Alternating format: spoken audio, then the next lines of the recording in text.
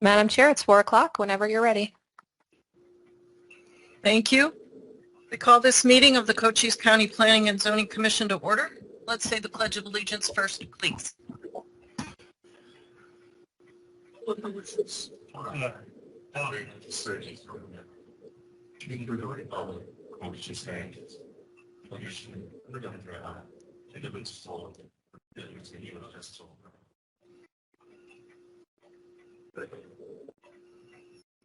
Thank you very much. We have the ground rules. Welcome to this meeting of the Planning and Zoning Commission. The ground rules are as follows. Please turn off your cell phones or silence the ringers. Please be polite to other stakeholders. No applause, no booing, no cheering.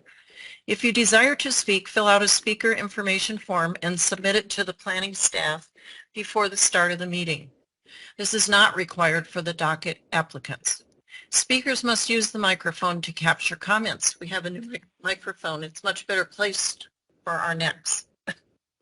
We observe the following time limits. Each speaker is limited to 5 minutes for call to public, 10 minutes for applicant statement, 5 minutes for supporters or those opposed, and 5 minutes for applicant's rebuttal. Each elected county supervisor appoints 3 commissioners to staggered 4-year terms. Up to 3 commissioners are from cities, at least 6 commissioners are from unincorporated areas. A commissioner's service is pro bono. A quorum is 5 commissioners. A majority vote passes a motion, a tie vote fails. For special use permits, a tie vote triggers a rehearing at the next meeting. Excuse me. Special use docket decisions. Special use dockets are approved by the Commission. Appeals of special use decisions are considered by the Board of Supervisors. Appeal procedures can be found on the county website. For additional assistance, contact the case planner. Dockets other than special use requests result in a recommendation forwarded by the Commission to the Board of Supervisors. To voice an opinion regarding a recommendation, you may attend the Board of Supervisors public hearing.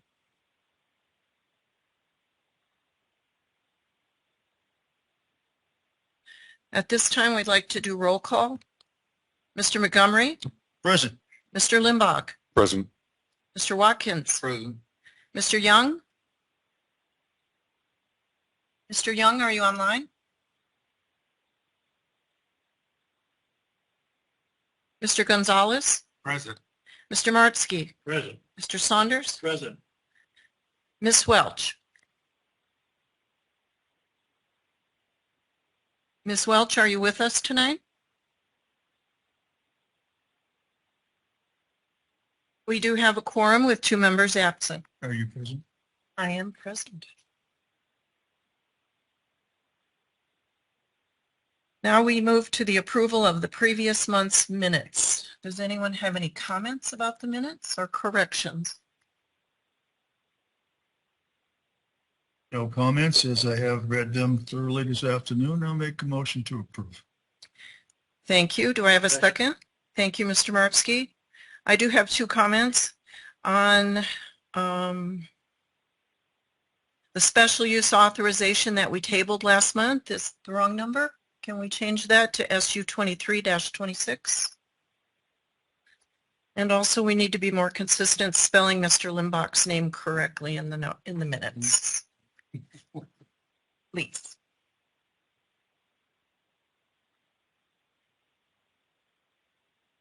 Take a roll call vote to approve the minutes. Mr. Montgomery. Aye. Mr. Limbach. Aye. Mr. Watkins. Abstain. Mr. Gonzalez. Abstain. Mr. Martsky. Yay. Mr. Saunders. Abstain. Ms. Welch. Not here. I vote aye. The minutes are approved. At this time, we move to call to public. I have 1 speaker's. Let me read the rules about call to public first. Pursuant to ARS Section 38-431.01H, this is an opportunity for the public to comment. Individuals are invited to address the commission on any issue within the commission's jurisdiction. Since commissioners may not discuss items that are not specifically identified on the agenda, commission action taken as a result of public comment will be limited to directing staff to study the matter, responding to any criticism, or scheduling the matter for further consideration and decision at a later date. We do have one speaker, Shauna Herrera. Please state your name and address before speaking. Shauna Herrera, I live in Hereford. Thank you, Madam Chair, Commissioners. At what point is enough enough? It seems that every month the P&Z has to vote to designate land use for another solar field. At what point is enough? Just because the U of A designated 1 million acres as prime solar field use doesn't mean we have to fill up all that land with solar fields. At what point is enough? Sure, the initial grants and initial labor will benefit Cochise County for a few years, but what happens after that? We're not even benefiting from the additional power. From what I've heard so far, it's being shipped out to Tucson. At what point is enough?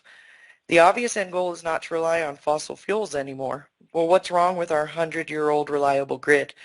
These solar farms have a shelf life. They are not sustainable long-term by themselves. One only has to look at Texas or California as proof of that. Again, I say, at what point is enough? We might as well fill our 4 million acres of beautiful land with lithium mines surrounded by solar fields on top of discarded batteries. Then no one will want to live here, let alone move here. But I guess the county is not about attracting people to move here. So at what point is enough enough? Thank you. Thank you. Do we have any other call to public speakers online? No. Thank you. We now open the public hearings portion of our meeting. Item number 1.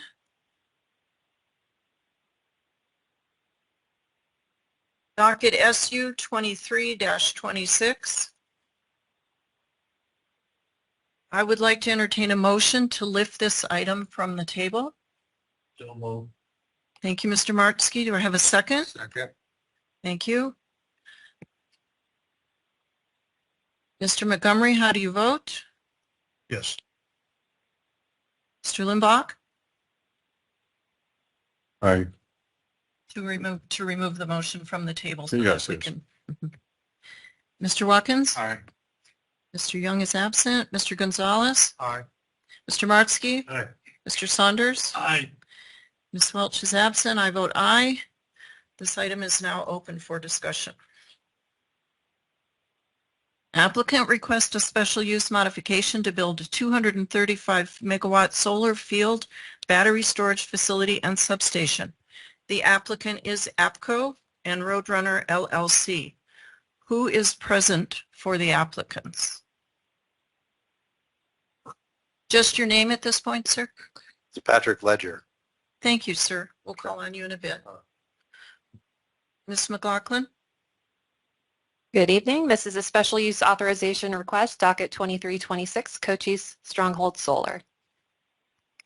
The applicant, Arizona Electric Power Cooperative Incorporated, APCO, Roadrunner LLC, requests special use authorization to develop a 235 megawatt utility scale solar facility, a 236 megawatt battery energy storage system, BESS, and a substation on APCO-owned land near the existing Apache generating station at 3525 North Highway 191, Cochise, Arizona, on approximately 2,437 acres of rural zone land, on the parcels indicated on the application and in my staff report and visually depicted on this slide.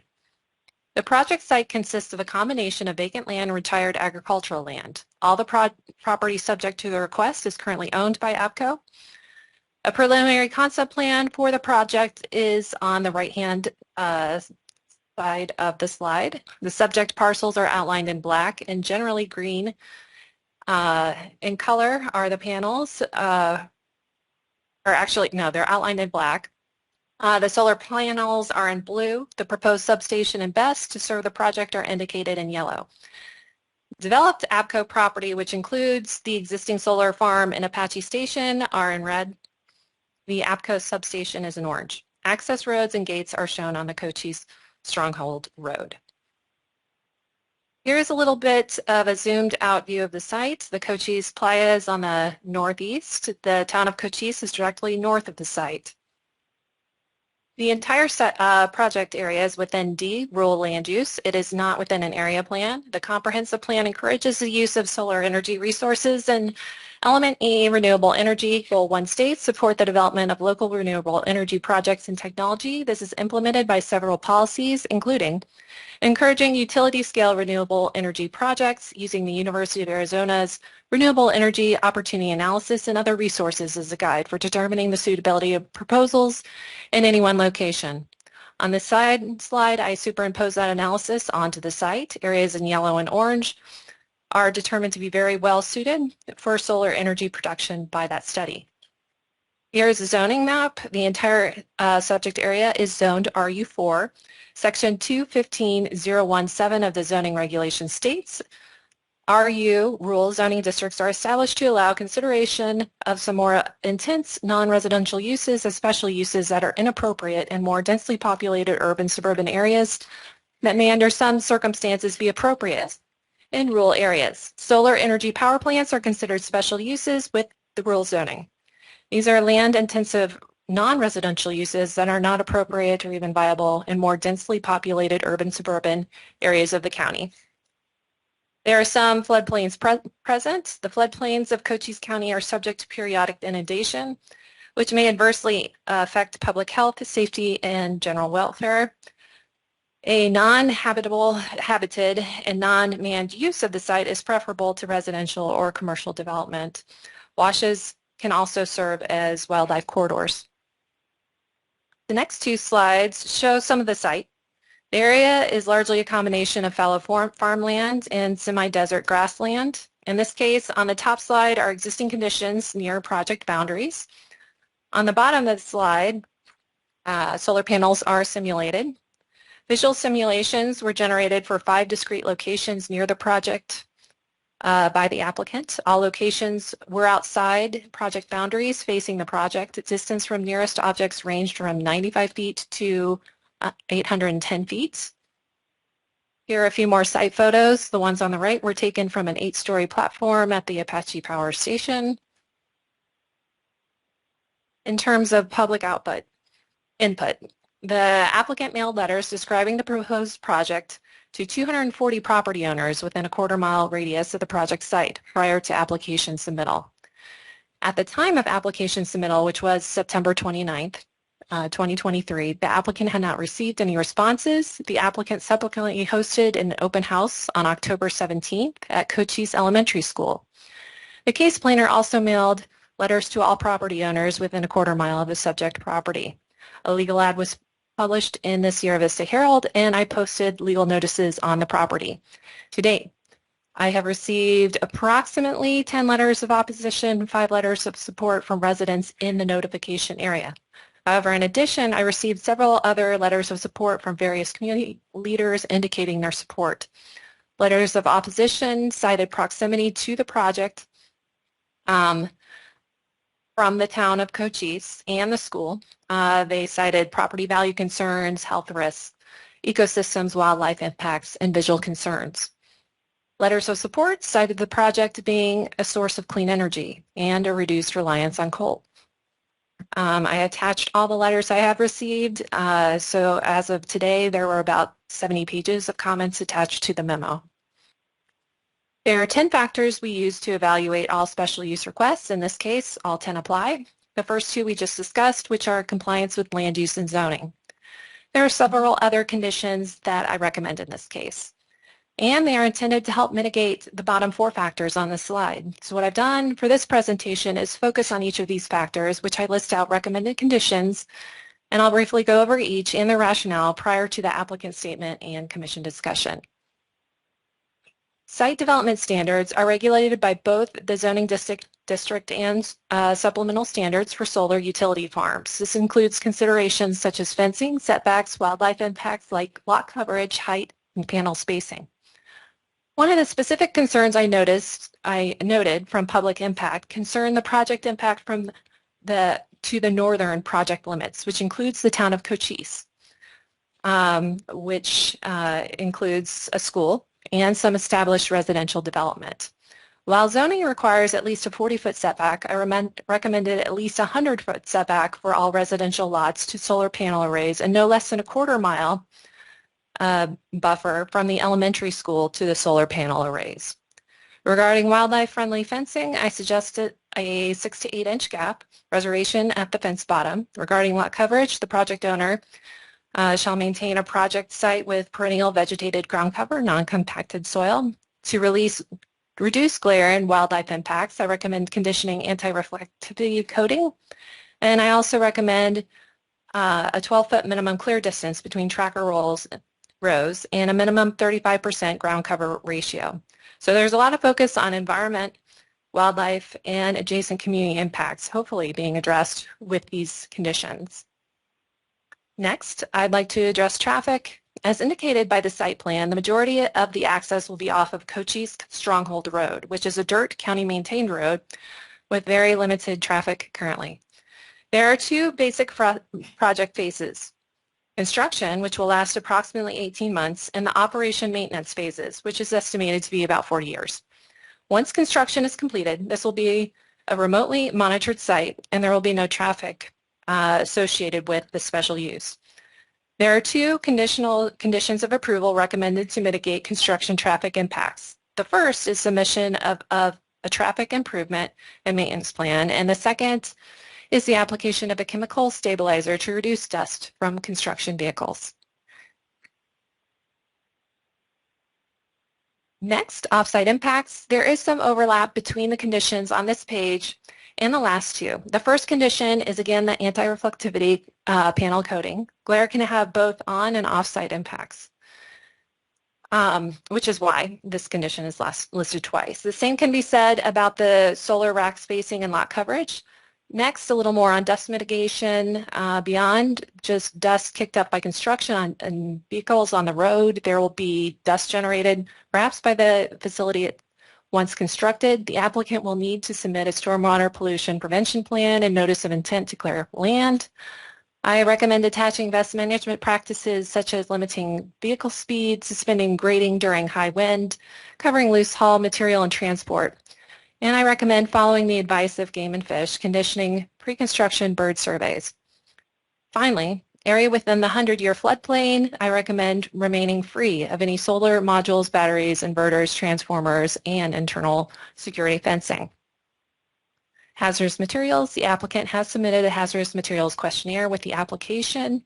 As it states, little to no waste is expected to occur on an annual basis from the routine operations of the solar facilities, but in the event of materials being replaced or damaged during a natural storm event, they would be transported to a waste disposal center that is authorized to handle hazardous materials.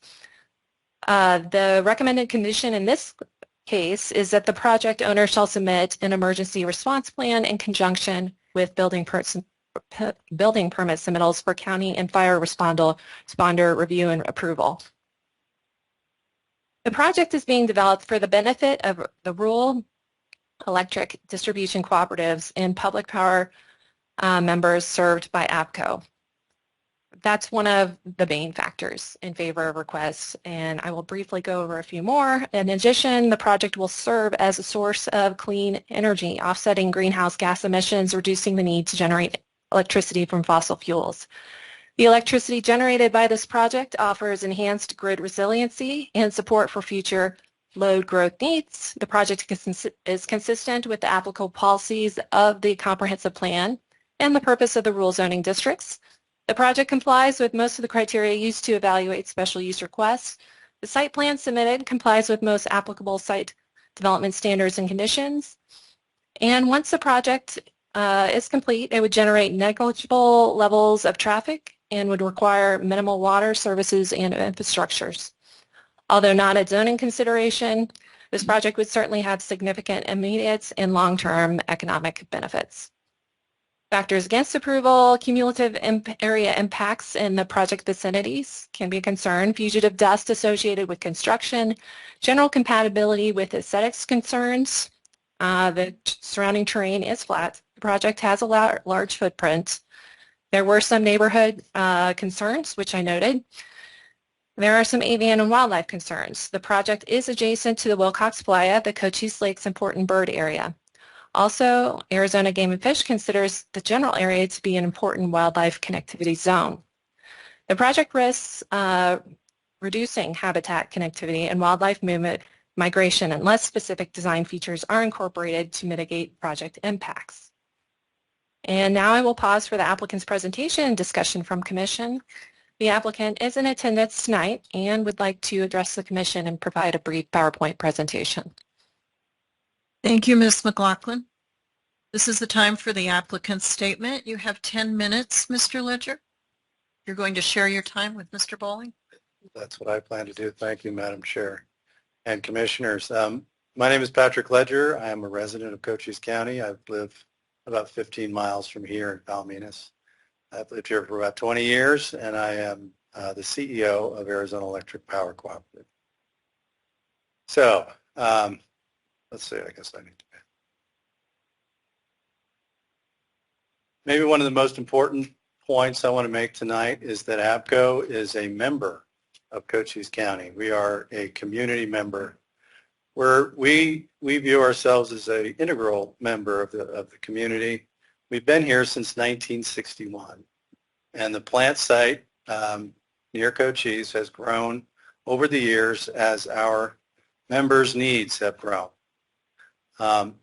We have a fairly large workforce that has been there for a long time supporting the community. We have about 220 people that we employ at both the Apache Station and Benson campus, another 30 that operates a trading operations center as well. We have a high voltage transmission system that moves power around both Cochise County and the state. And we operate a 24-hour dispatch center and as I said, a power marketing center. What distinguishes us from other applicants is that we're a utility. We are the wholesale arm of the cooperative distribution co-ops in Arizona. We provide their power, we deliver that power, and we develop new resources. And today we're talking about a new resource that we need to develop. We are not-for-profit. We don't look for profit. We look at delivering power in the most reliable way that we can at as close to cost as we possibly can. That's a different model than you see with the investor-owned community. So we have rolled out what we call our reliable energy plan. So this solar project is part of an overall larger project where we are changing our resource mix both to meet the growth needs of our members, but also to ensure reliability. We are exposed to the market. We don't have enough resources to meet our member needs. And when we go out to the market, and especially in the last couple of years, what we've noticed is that the prices continue to go up, and as other plants around the region close, that creates a demand. That demand shoots up prices, and we actually don't have, at times, during peak times, we don't have the capacity to meet our members' needs. So this has this presents both a reliability issue and a pricing issue. And in our view, developing more local generation is the way to solve that problem. What you can see here in that pie graph is, and maybe 6 or 7 years ago, the blue, which represents coal, would have contributed the most to that pie graph in terms of the overall energy that we produce every year. But this is our ambition is to really diversify. Coal, as you know, is subject to a lot of regulation.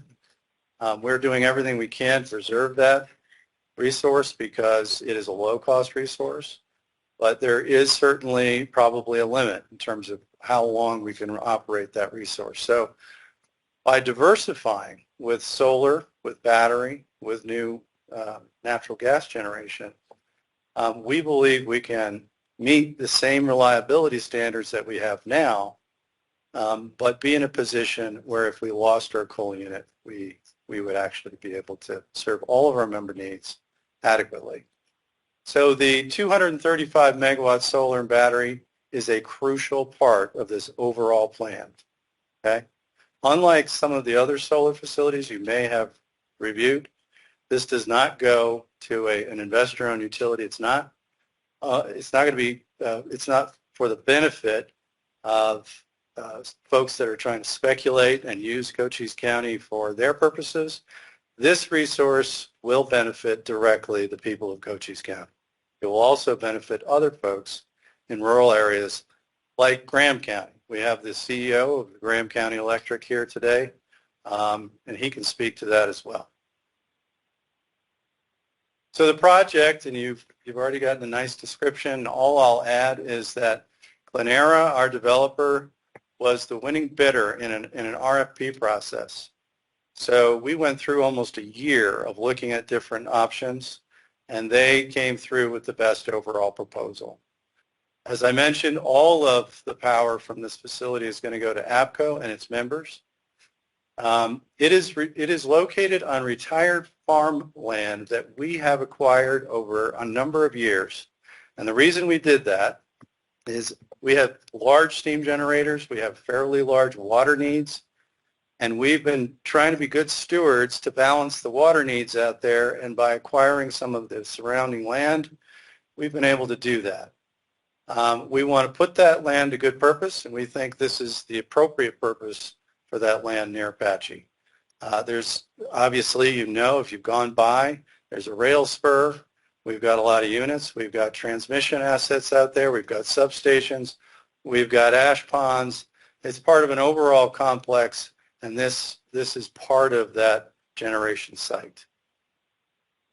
We believe that the conditions that the county has requested are reasonable, and we will comply with all those conditions, including the setback requirements. I will note that the setback from the school is actually 2,000 feet, not what you required, but our design is at 2,000 feet because we wanted to add a little more distance to make sure that the folks in the Cochise area as well as the school felt that that was appropriate. And we've also done everything we can to work with those folks to address their concerns about view shed. We've offered to put in trees, and we'll continue to work with them. And we've promised that in writing. I think you've seen these from different locations. We did have an open house. We did offer an evening to speak with a lot of the folks. We did get the opportunity to do that. We also set up special meetings. These are our neighbors. This is part of our community, so we want to make sure that we have an ongoing, long-term, positive relationship with the folks that live near us. So to sum up, this provides local energy production, it improves reliability, and it puts us in a better position against the volatile markets that are developing out here in the West. It's a local benefit. The power goes to Cochise County, it goes to our existing membership, all of which serves rural Arizona and small communities. It ensures the ongoing employment and viability of not just APCO and Apache Station, but the communities that depend on us. It actually reduces water use because when we're generating from the solar facility, we won't need to generate as much from our steam units, and that will bring down our water use. And the same goes for our air emissions. It will bring down air emissions as well. And finally, I'll just note that this is an opportunity. This kind of project is what the G&T, our organization, is for.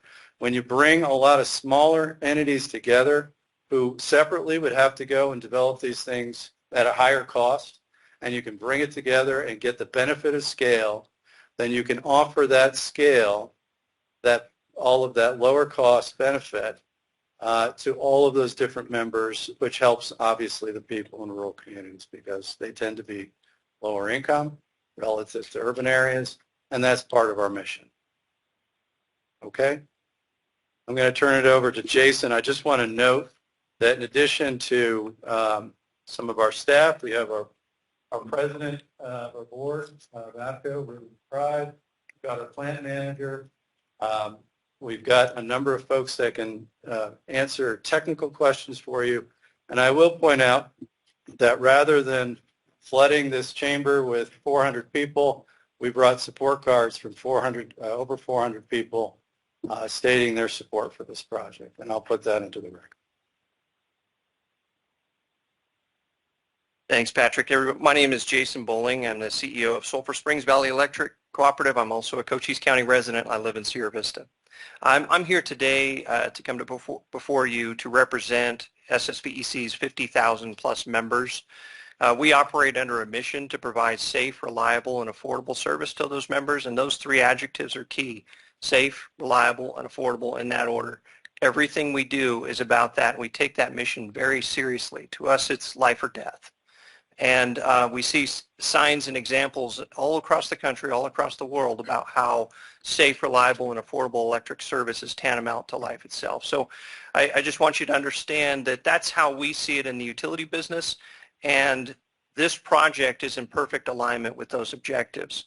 So we've worked closely with APCO on those future forecasts that he's alluded to.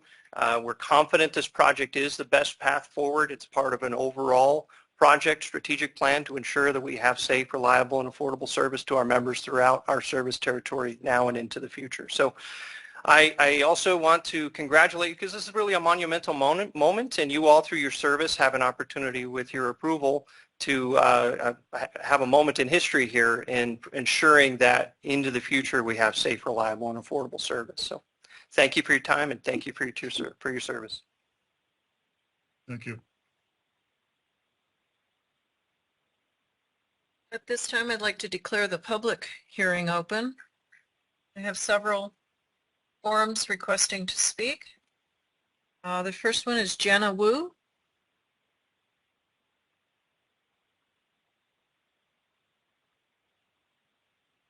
Please state your name and address, ma'am, before speaking. And you have 5 minutes. Jana Wu, 1598 West Diamond Lane, Cochise, Arizona, 85606. I live on the corner by where this project's going to be, where 2 areas of it is going to be along my property line, with the closest point of the panels being a mere 112 foot. But I'm here today not because I'm against solar, but because of the choice I will be faced if this project is built. To understand my position, I want you to imagine that you are part of the 10 to 20% of the population that can hear electricity. If there's enough, such as a 235 kilowatt solar power plant, it causes migraines. On top of that, your children have multiple food allergies. This makes groceries expensive. But thankfully, you have land on which you raise livestock and plants in order to offset the cost. However, this means that you spend a good part of the day outside. And if the project continues, this will result in migraines. Now, this is where I will have to make a choice: provide food for my family or be the caregiver my kids need. See, I have 4 kids, and since my husband works 10 to 12-hour shifts and doesn't get home until after the kids are asleep, my kids depend on me. So which would you choose? Being able to afford nutritious food for your kids, or being able to give your kids the mother that they deserve? We are trying to find solutions. We have looked into moving, but between the rising costs of homes and the current interest rates, we cannot afford to move. And that's not even factoring in the effects that the project will have on property value and the ability to find a buyer who is willing to buy a property this close to solar. We've even tried working with the CEO and was not able to find a solution. So we ask that the zoning board please help us find a solution for the hardship that is directly caused by the company's choice to put solar this close to houses. We are asking that the panels be set back at least 1,000 foot from the property line, just like the school is getting. And either that or help offset the cost of us relocating, because we honestly can't move. So I will have to make the choice every day whether or not to go outside and get work done and have a migraine, or be inside the house and take care of my kids without one.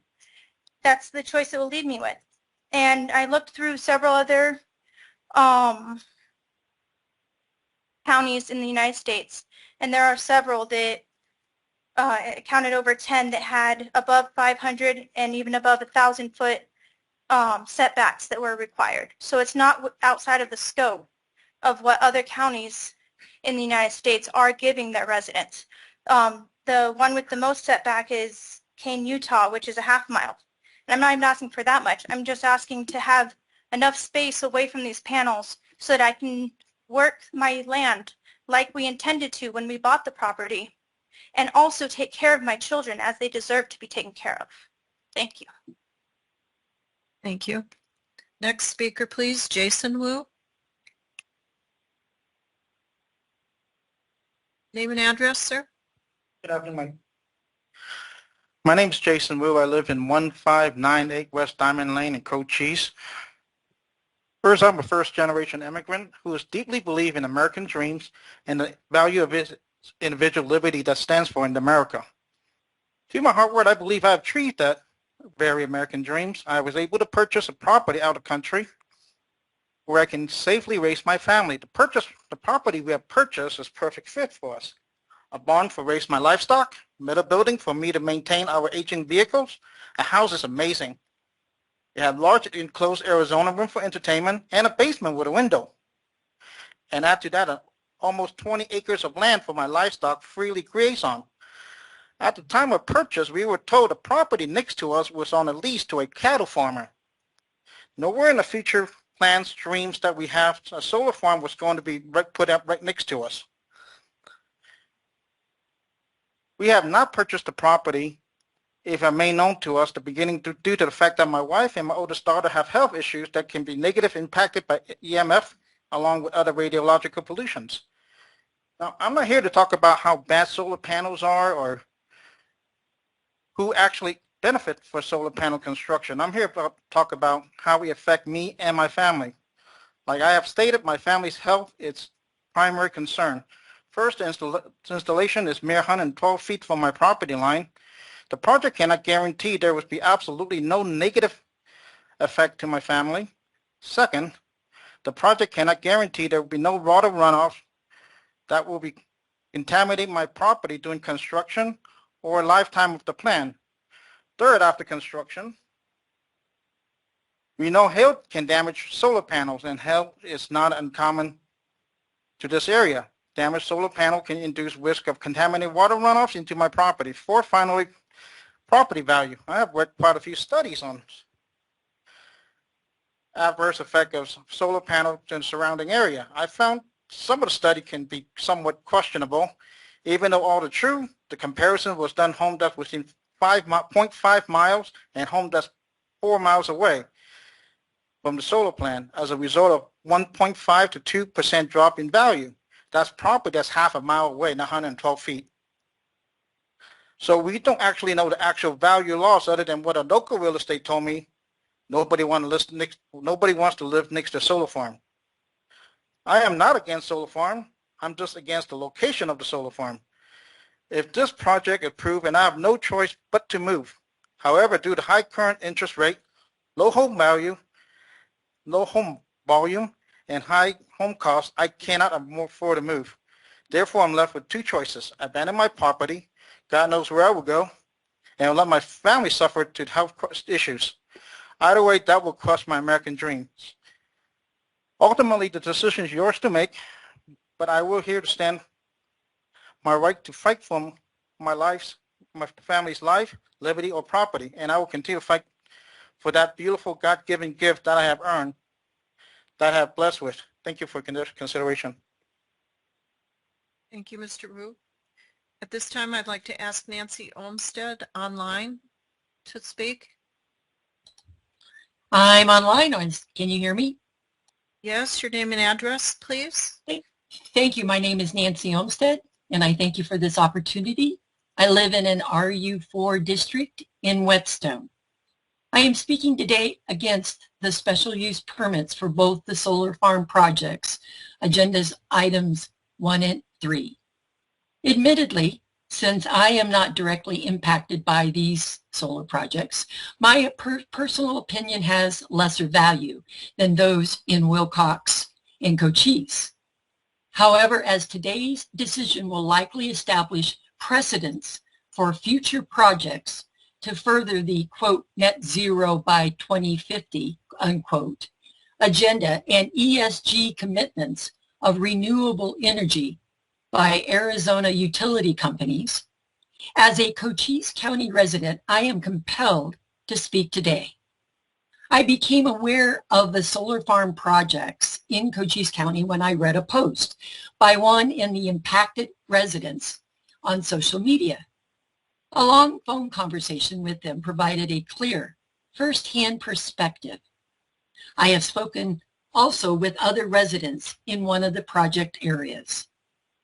I don't think it's necessary to review the issues cited by the opposing property owners, which were well researched and presented. Instead, I would like to address this issue from a constitutional perspective. Quoting the father of our Constitution, James Madison, "Government is instituted to protect property. It is not a just government, nor is property secure under it, where arbitrary restrictions deny to part of its citizens free use of their property, or arbitrary seizures of one class of citizens to service others," unquote. You're probably thinking, well, what does this have to do with these applications? Everything. The people living in these impacted areas have a right to maintain the enjoyment of lifestyle they chose.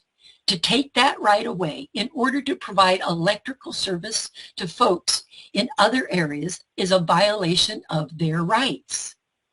The government was established to protect our rights, not take them away. I understand the zoning code permits special use for commercial industrial applications in RU areas.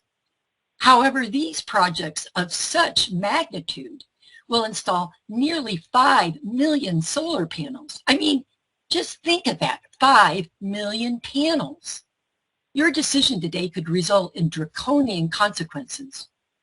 The threshold for these decisions must be substantially higher than a request for a typical application for, say, 10 acres. This is not just a simple yay, nay decision. Rather, they will establish a precedence of unknown and potentially harmful long-term implications for all in Cochise County. The Fourth Amendment guarantees the right of people to be secure. Our homes are a gift from God. The Fourth Amendment protects anything that is ours, including our right of peaceful enjoyment of our property. James Madison, quote, "The government was instituted to protect property. This being the end of government, that alone is a just government, which impartially secures to every man, whoever is his own," unquote. Thomas Jefferson said, "Your property includes your time, sweat, blood, and tears to develop income and value." The government should protect our property, not take it from us. Likewise, rezoning vast expanses in our county from rural to industrial is a taking. By applying the Fifth Amendment, if you approve these special use applications, every impacted property owner must be compensated. The Founding Fathers were very explicit on what government is and is not to do. Approval of these zoning requests for special use by this committee today is a violation of inalienable rights given to our citizens by God. Thank you. Thank you. At this time, I'd like to invite Gabriella Roan to speak. Now, this was a request from last month. Are you present, ma'am?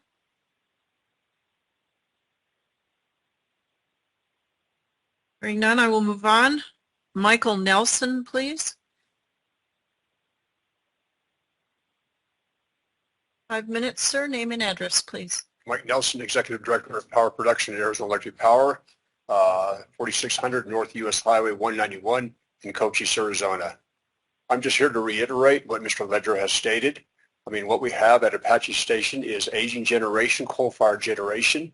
What we do is we supply reliable, safe electrical energy. As that coal, our coal generation is depleting, my obligation to this community and to everybody is to supply that energy. Right now, Apache Station, if we want to talk about reliability, we have about a 2.5% equivalent forced outage rate. Industry standards in power production is a 10% loss of reliability. So here we are. It's our obligation again to supply this energy. So I'm not sure what else can be said, but we do operate a safe generating facility. This will be a safe generating facility. We will abide by all regulations and rules. And so that's what I have to say today. So I appreciate the comment, period. Thank you. Bill Cook.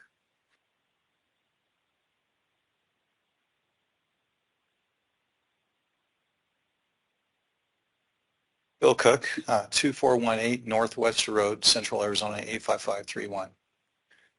Madam Chair, Commissioners, thank you for letting me take a minute and just explain our position from Graham County. I'm the CEO with Graham County Electric Cooperative. We have about 10,000 electric meters and 2,000 water meters. And any project that APCO does is important to us because we're an all requirements member, meaning we purchase 100% of our power from APCO.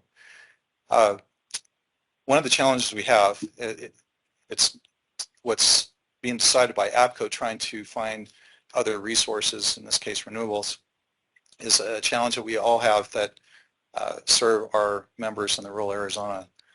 The national energy policy is forcing closure of coal plants and even some natural gas plants. That's a challenge. That power has to be made up somewhere. And this project, or these types of projects, will have to go forward, whether it's in Cochise County, Graham County, or somewhere else.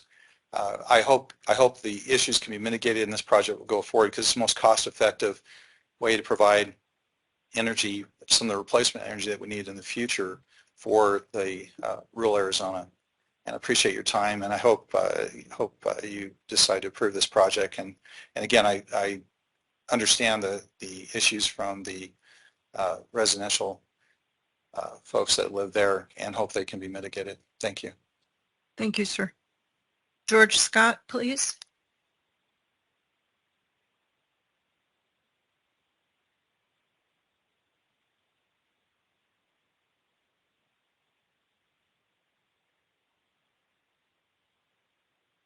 Planning and Zoning Commission. My name is George Scott.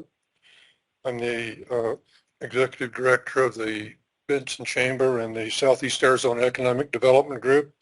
We're at 168 East 4th Street in Benson. And I'm here today to offer our support for the Arizona Solar 2 project. Our organization works with the City of Benson and Cochise County to bring new economic development projects to our region. One of the primary reasons companies are interested in Cochise County at this time is because of the reliable electric power and the stable rates provided by APCO and our co-op partners. Arizona Electric Power Cooperative continues to work to ensure that rural Cochise County has reliable, affordable, and renewable electric options. The Apache Solar Project will bring on 235 megawatts of solar energy along with the battery storage capacity. As you know, APCO has over a $90 million economic and direct benefit to Cochise County and the surrounding area. They provide employment for over 200 people locally here in Cochise County. And that's why I would like to ask on behalf of our organization and Benson Chamber that the Planning and Zoning Board approve this project and move it forward. Thank you very much. Thank you. Wayne Gregan, please.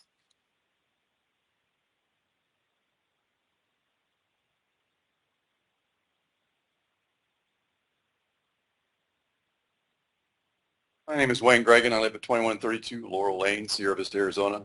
Madam Chair, Commissioners, I'm here today to ask a simple question. I understand that this is about land use.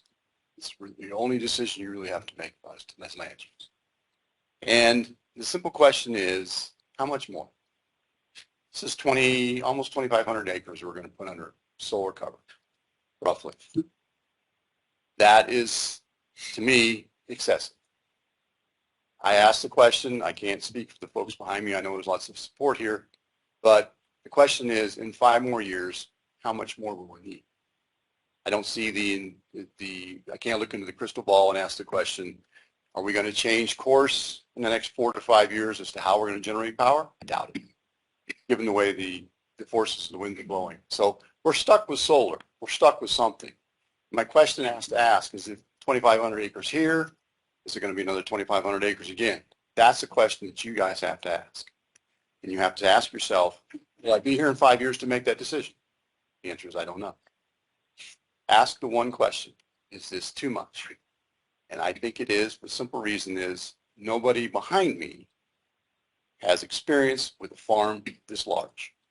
I realize there's research. I realize there's all kinds of expertise, but nobody actually has that experience. So they cannot predict what will happen to this. Land use is going to be affected by the people around them.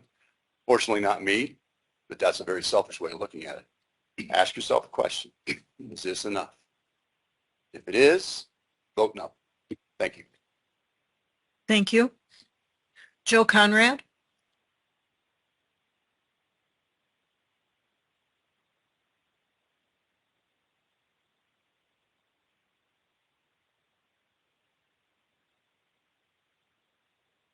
My name is Joe Conrad. I live at 681 Foothill Drive in Benson, Arizona. Excuse me. Some of you might recognize me as the mayor of Benson. I'm here to speak on behalf of, in support of Agenda Item 1, APCO's permit request for a 235 megawatt solar farm.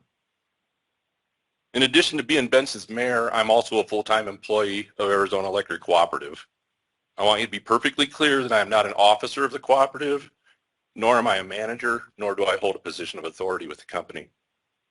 My position at the cooperative is plant machinist at Apache Generating Station. I speak to you today from 3 perspectives. First, as mayor, I know APCO is a great community partner and a major stabilizing force in our local economies, not only Benson, but the entire surrounding area. APCO provides stable employment to over 200 people. Additionally, APCO works closely with the United States Department of Agriculture to administer low-cost loans to qualifying businesses for qualifying projects. It's almost impossible to attend a community event, not only in Benson, but all of Cochise County, and not find APCO as a major supporter with a representative present. APCO representatives can be found regularly at school functions as well, supporting our youth and their academic well-being. My second perspective is an energy consumer and a ratepayer. I recognize the importance of affordable and reliable energy. Rural, not-for-profit cooperatives such as APCO place reliability and affordability at their top priority. My third and final perspective is as an APCO employee. I know firsthand the importance of the skilled jobs that APCO provides. These are not just jobs, these are careers. I have over 20 years of experience and service with the cooperative, and I'm surrounded by people that have in excess of 40 years. In addition to my responsibilities as a maintenance machinist, I'm also the chief steward of IBEW Local 570 bargaining unit employees at Apache Station. That's the International Brotherhood of Electrical Workers. I represent nearly 100 people out there. They're the ones that operate and maintain not only the power plant, but over 800 miles of transmission line. I see on a daily basis how the generation facility is managed and the ever-present awareness of how every decision at every level affects our members' finances. This awareness exists at every level of employment, and every employee is a stakeholder. I'm speaking about a company that was created here and has established itself as one of the defining forces of Cochise County. APCO was founded over 60 years ago in 1961. For over 60 years, they have provided reliable energy to their members at the lowest cost possible, constantly adapting to the ever-changing policies that have been and are being implemented in Washington, D.C. 60 years of proven commitment to an area of the country where the economic situation of thousands of ratepayers is less than ideal. In the city of Benson alone, over 50% of our residents live at or below the federal poverty level. As the federal government continues to force utilities away from coal generation, the cooperative must be in a position to provide their members with alternative energy solutions. Solar generation and battery storage have emerged as a viable alternative to coal generation. There is some misinformation floating around regarding water consumption and electromagnetic radiation. This misinformation is founded on speculation, fear, and quite frankly, ignorance. As steam generation gives way to alternative sources of generation, the consumption of water is much more likely to decrease. I can tell you firsthand that no one is more diligent with water conservation and public safety than those of us who provide you with your energy. I want you to know that as an employee of the cooperative, we know our mission is clear. We need to keep the power generation here, and we need to keep the money in our service area. We need to support our locally owned and operated generating facility first before catering to out-of-state enterprises whose interests are profit-driven. Arizona Electric Power Cooperative is a not-for-profit company whose margins are not paid out to stockholders, but rather invested back into the cooperative and the communities they serve. Although I do not speak as a representative of APCO, I can share with you that we, as employees, are well informed and we constantly strive to safeguard the best interests of those we serve. Thank you, Mr. Thank you. Conrad. Ms. McLaughlin, do we have anyone online that we missed? There's no one else online. Thank you. The public hearing is now closed. This is time for the applicant's rebuttal or statement. You have 5 minutes. Do you want to address anything you've heard? Well, the only thing I will address is I hear some folks talking theoretically about enough being enough in terms of solar facilities. As a resident here, I understand that there can be facilities, and I think I mentioned this during my discussion, that really do benefit folks in maybe in urban areas, or they're really focused on investments and speculation. This is not one of those. This is part of an overall energy mix that we need. And it's not just solar we're developing. We're also developing new peaking units, new combustion turbines. We got those through the ACC in the last year. So we'll be building 4 new units, natural gas units at Apache, that together with the solar and battery will provide that reliability picture. So for us, it's not political. It's about what are our best options given the limitations that we have out there, and we're seizing on the best options we have, and we're going to combine those with our existing plant, and together that's a diverse power portfolio that will serve the county very well. Thank you. This is the time for commission discussion. Do we have any questions of the applicant or staff? Madam Chair. Mr. Limbach. In June of this year in Nebraska, a hailstorm destroyed 14,000 solar panels. I'm sure most you're aware of that. Under what circumstances will insurance cover the costs of damaged solar panels, battery storage systems, inverters? For example, does insurance cover acts of God such as lightning, wind, and hail? Will insurance cover the spontaneous combustion of various components of your solar energy system? If not insured, will these repair and replacement costs be passed on to consumers? Madam Chair, if I could respond, we do have the Clenera folks here, and if it's okay, I'd like to have them respond to that question.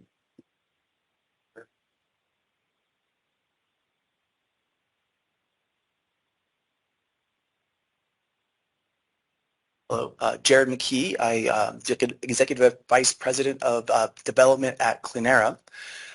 In response to the question regarding insurance, So all of our projects across the country go through multiple financings. One of those financings being both long-term debt as well as what's called tax equity financing. As part of that, we have insurance and all requisite insurance on all of our projects that's required by the banks. Typically, what we will have is some form of sublimits that will be set for hail or other actions, but the actions that you have described would be covered under insurance for hail and other kind of weather events. There's a whole schedule of insurance that's going to be held on the project, but yes, hail would be covered under one of them. So am I to understand that there is a separate insurance for each type of event? Yeah, so there's a full platform, and I will say I'm not our insurance expert. I work in the development team, but I work closely with our insurance providers and also our insurance team. But we do have insurance that's a blanket over the project. Now there are certain provisions within that blanket insurance that would cover hail and other types of events. Yes. Thank you. Yeah, no problem. Sure. Mr. Watkins. It was mentioned earlier that the project area is 2,500 acre feet. How many actual acres under panels will there be? So, subject to, thank you, Mr. Watkins. Subject to my staff correcting me, I'm going to go from memory. I believe that we're using about 51% of that acreage. And I also understand, is that correct? Yeah. Okay. And of that acreage, the density of the panels will be a little bit less than your requirement, should be about 31%.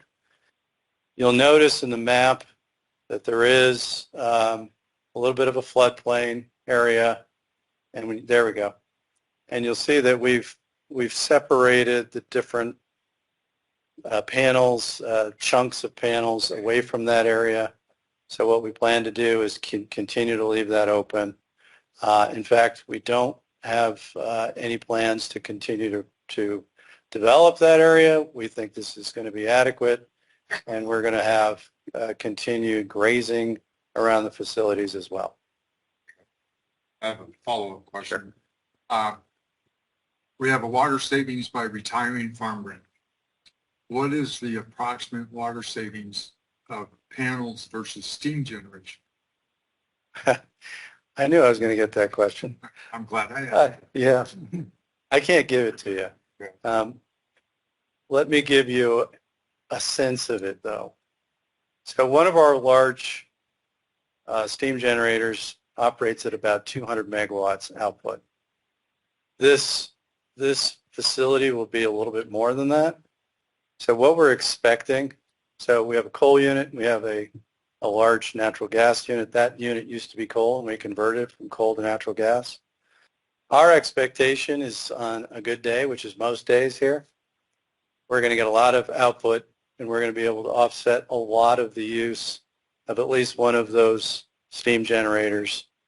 And that's going to substantially reduce water use, probably bring those down. In some parts of the year, we may not need to have those one or more of those steam generators operating during that time period. Today, we don't have that option. We just don't have the generation to do it. The only option we have is to go to the market and buy the market. In the last couple of years, that has become very expensive. This is a better option because it's going to replace a lot of those hours of energy production from those big steam generators, and it allows us to avoid having to go to the market for that more expensive power, and it fixes the cost. So the cost of this project will not increase over time. It's flat, and it's very predictable, and both APCO and our members like that element of the project. I can help answer that question just a little bit. On an average day, we are like a small farm. On an average day, we use about 5 million gallons of water per day. Now, that sounds like a lot, and yes, it is a lot. So if you took one of those generating units and you divided that 5 million by 2, that'd be 2.5 million gallons per day. So as Patrick talked about, as you reduce the emissions or you reduce the coal-fired unit, you're going to reduce that water consumption greatly. Now, as you have combustion turbines, of course, combustion turbines take a small amount of water. We have inlet sprays for cooling sprays for combustion. We have NOx water also, but that is greatly reduced from having a large unit. If I ever gave you a tour at Apache Station, the cooling towers that you see across the road, they are the largest consumption of water. And well, this cooling towers, and I'll not give you a history lesson here. I've been there for more than 1 year, but I could give you a history lesson or generation, but I won't today. But those cooling towers, what really cools the steam as it condenses back out of the steam turbine. So as you reduce the capacity on that, that water consumption will not completely, I shouldn't say that, but would diminish greatly. So I'm a resident of Cochise also, and I want to conserve as much water as anybody. Through the process from 1977 to 78 to where we are at today to 2023, we have reduced our water consumption by at least 35 to 40% just by reusing recycled water. So as community members, as reliable and stewards of the environment, I can tell you I'm a steward of the environment. I am here to say that water consumption is a huge issue for all of Cochise County, and we do our best to try to preserve as much water as we possibly can. So there is a reduction there. Yeah, thank you, Mike, very much. So Mike is a plant manager. He's been there for more than 40 years. He knows his stuff, and that's an estimate. We can get you better information, but again, big picture, solar energy offsetting the big steam generators, and our new combustion turbines are aeroderivative. There's no steam involved. So a combination of the aeroderivative combustion turbines with the solar battery should substantially reduce water. I just don't know exactly how much. I got a question. Mr. Gonzalez. Yes, I was impressed with your PowerPoint presentation. It was clear to me, and it was nice to hear that you had open house meetings and you made efforts to educate and inform the people impacted by this project. But I sense that the folks there, although we understand the need for solar, and especially the fact that it's Arizona energy, that's a good thing. But nobody that I know wants to live next to a solar field. Your property values will go down. The real estate people tell you that. And I'm sure you wouldn't want to live next to a solar field either. But there are people that have spoke earlier. They're frustrated. I don't think it's a lot of people, but I think some of them have had their hard-earned money spent on their property, which is now adjacent to the proposed project. Is there a way to get together with those, identify those individuals and get together with them and try to find some kind of resolution, given the fact that you still have real estate between where the solar panels are going to be in the edge of your property? Maybe distance, maybe some kind of compensation would be the answer, and then we could move on with this thing. Right. Okay, well, thank you, Commissioner Gonzalez. I believe that our discussions with a number of the folks that initially filed some opposition to this have been fruitful. And I think that's why you don't see more opposition here today. With respect to the Woos who both presented, we have had discussions with both Mrs. Wu and Mr. Wu. We have tried to work through a solution. I did provide them with a letter that commits to them that APCO will, once we understand what our impact is, because I think right now they're operating on some assumptions about the property impact or the impact on the value of their property. They're also operating on some assumptions about the health impacts. We don't believe that they will be as impacted as they are. At the same time, we're very sensitive. We understand they have a big investment there. They live there. So we absolutely will continue our discussion with the Woos and anyone else directly affected. In some cases, we've been able to suggest that we'll put up some free screens because the primary concern was view shed. You heard from the Woos and they have other concerns. So we are committed to addressing their concerns but we can't necessarily obligate ourselves until we understand what the real impacts are. So we're going to engage with them once the construction occurs. You have our word. They have it in writing. And we will find some way to mitigate those impacts. Thank you. Anything else? Mr. Markski? Mr. Saunders? Mr. Montgomery, it's your turn. Of course. Thank you. Couple of items here. Regarding property values, it just occurs to me that property values would probably decrease if there were no electricity, or if electrical service was sporadic and unreliable, brownouts, whatever else might occur.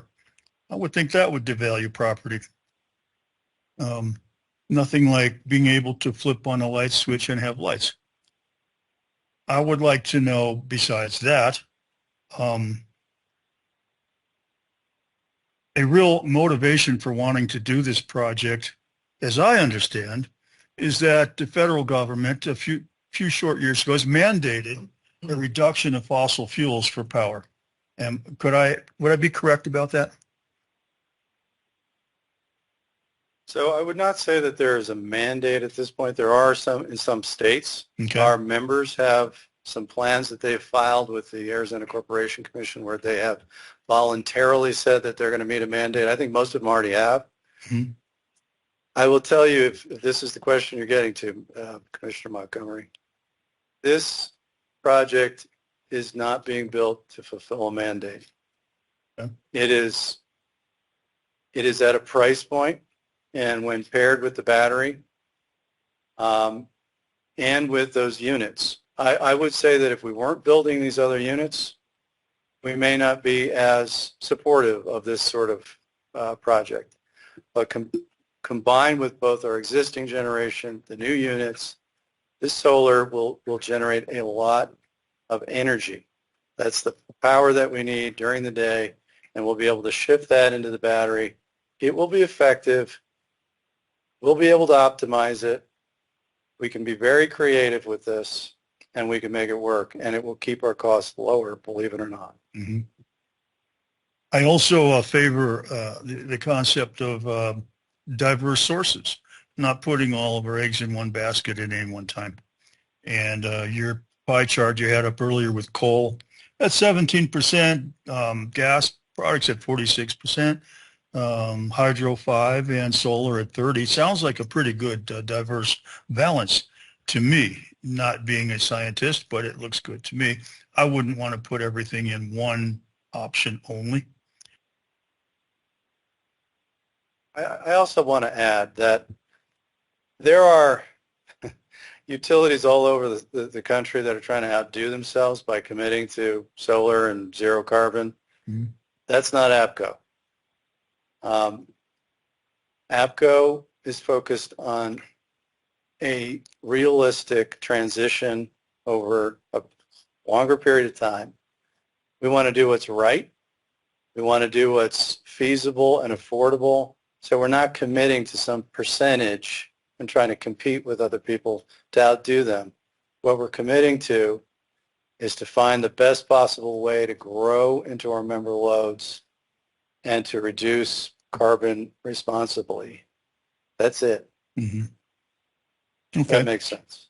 I'm not going to stay all night, but I have 3 quick points. Okay. This, as I understand it, is a homegrown project. It's Cochise County. It's owned by people of Cochise County who live here, and it serves Cochise County. That is unique. It's different from any of the other solar projects we've addressed this year. And I would think that is an element in its favor. As for some concerns about safety or health standards, you guys have already stated that you're willing to do things about that. Landscaping, trees. I don't think you can have too many trees in the world, especially in the desert. But that's something you're willing to accommodate, right? Yeah. Okay. Well, that were my bullet points and my questions, and for now. So I will pass the gavel. Is there anyone else? Madam Chair, Mr. Watkins? what's the projected lifespan of the project? And are there plans to, as technology changes, to improve, change out panels, do this, or batteries, how often do batteries have to be changed? Those are great questions. Our contract and the term of the contract and the expected life of this facility is 20 years. We expect the panels to perform well for that period and the batteries to perform well for that period as well. That doesn't mean that they won't be subject to maintenance as certain panels fail or certain equipment fails, or maybe even some batteries fail. We have not gotten into the question of how we continue to extend the value of that facility, but my guess is within 10 years we will be looking at that, and it will be subject to some degree to new technologies. So we would want to continue to extract as much value from the project as we possibly could. I do think for that 20-year period, we're going to be able to get what we expect from the project. There'll be a lot of solar energy that's produced from the panels. A lot of that energy is going to shift over to the batteries, and we're going to cycle those batteries probably once a day. And when you only cycle once a day and you're very careful about how you do it, then you can predict pretty well the lifespan of those batteries. Because in the long scheme of things, 20 years isn't that long. It's not. No, I will tell you, and I don't think I've addressed this. We have a lot of transmission facilities there. We have a certain amount of land. We are not expecting to build a lot more at Apache. We're expecting to try to utilize that facility as much as we possibly can. We may replace units in the future, but our expectation is not to continue to grow beyond our current perimeter. You could add one point that was in the presentation regarding that. I saw something said 35% max ground cover of all the infrastructure, right? That would be for the panels. Right. Yeah, and that's a condition that the county has imposed, and we're happy with that. We're fine with that condition. We think we'll be at about 31%. Okay. Thank you. Mr. Gonzalez? Yes, thank you. We know that this project is going on. It's going to be installed in abandoned farmland. Abandoned farmland is very beneficial to wildlife. I'm sure you know that. And we're in the middle of this international bird corridor. Heard that also. What do you think is the impact on our avian wildlife? I know you're going to build fences and all that, but birds don't care about that. They're going to fly in. They're going to see 5 million panels that are going to look like a lake to them. They're going to crash on these panels, and we're going to kill some birds. But do you have any sense on the actual impact that that's going to have on our avian community? Yeah, so what I'd like to do is maybe have someone from Clenera speak to it. I will also tell you, before they do, that we have an environmental department. Our environmental director is here, and she can potentially also answer some questions. We take the proximity to the Wilcox Playa seriously. We understand that the cranes come and land there, and we've been able to develop a good relationship with that population of cranes. In fact, we provide some water to a little wetland area. ADQ is aware of that.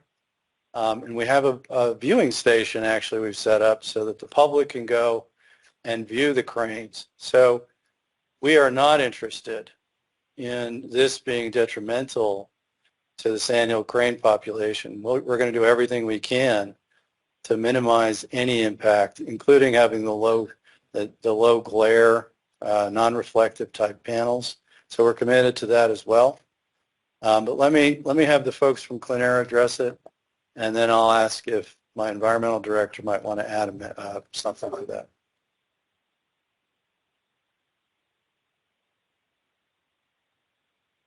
Hello again. Jared McKee. Yes. Two things I'm going to just mention as well. We're going to get to introduce Eleanor to talk through some of the wildlife items. But just two items I wanted to talk through also is, so there's been a lot of discussion about 5 million panels. I just wanted to kind of make sure that we're talking about the right amount. So it's actually more around 500,000. I just want to make sure that as we track this, so what you can do is you take the amount of megawatts that are there, you divide that by the wattage of the panels, and that kind of gets you to the amount of actual panels that are going to be there. So it's more in that 500,000 range than 5 million. So just wanted to make sure that we were talking all the same numbers. Secondly, I did want to make sure so that the term on the project for, and Patrick, I don't know, I was just going to mention the overall life of the project is a little bit different than the term, and I didn't know if you wanted to speak to that as well. I just wanted to make sure we're kind of clear on that item. Yeah. So when they recognize it's actually close to 40, right? And they can speak to that. That goes to Mr. Watkins' question. Speak into the microphone. Oh, sure. Sorry. They can speak to the question about the length of the useful life of those actual facilities. My answer really has to do with the term of the contract. We're going to hold them to that contract for that 20-year period, and to the extent that we can continue to utilize those panels, we absolutely will. And that'll either be with the existing technology, or as I said, we'll evaluate down the road whether some supplement or augmentation or something else might make sense from an economic perspective. But getting back to the question of Mr. Gonzalez's questions, maybe you could introduce yourself. Hi, my name is Eleanor Gladding. I'm an environmental consultant for Clenera. I work with SWCA Environmental Consultants, and we were hired to do all the environmental studies for this project. I myself am a biologist, so I can definitely address your questions about birds and wildlife movement.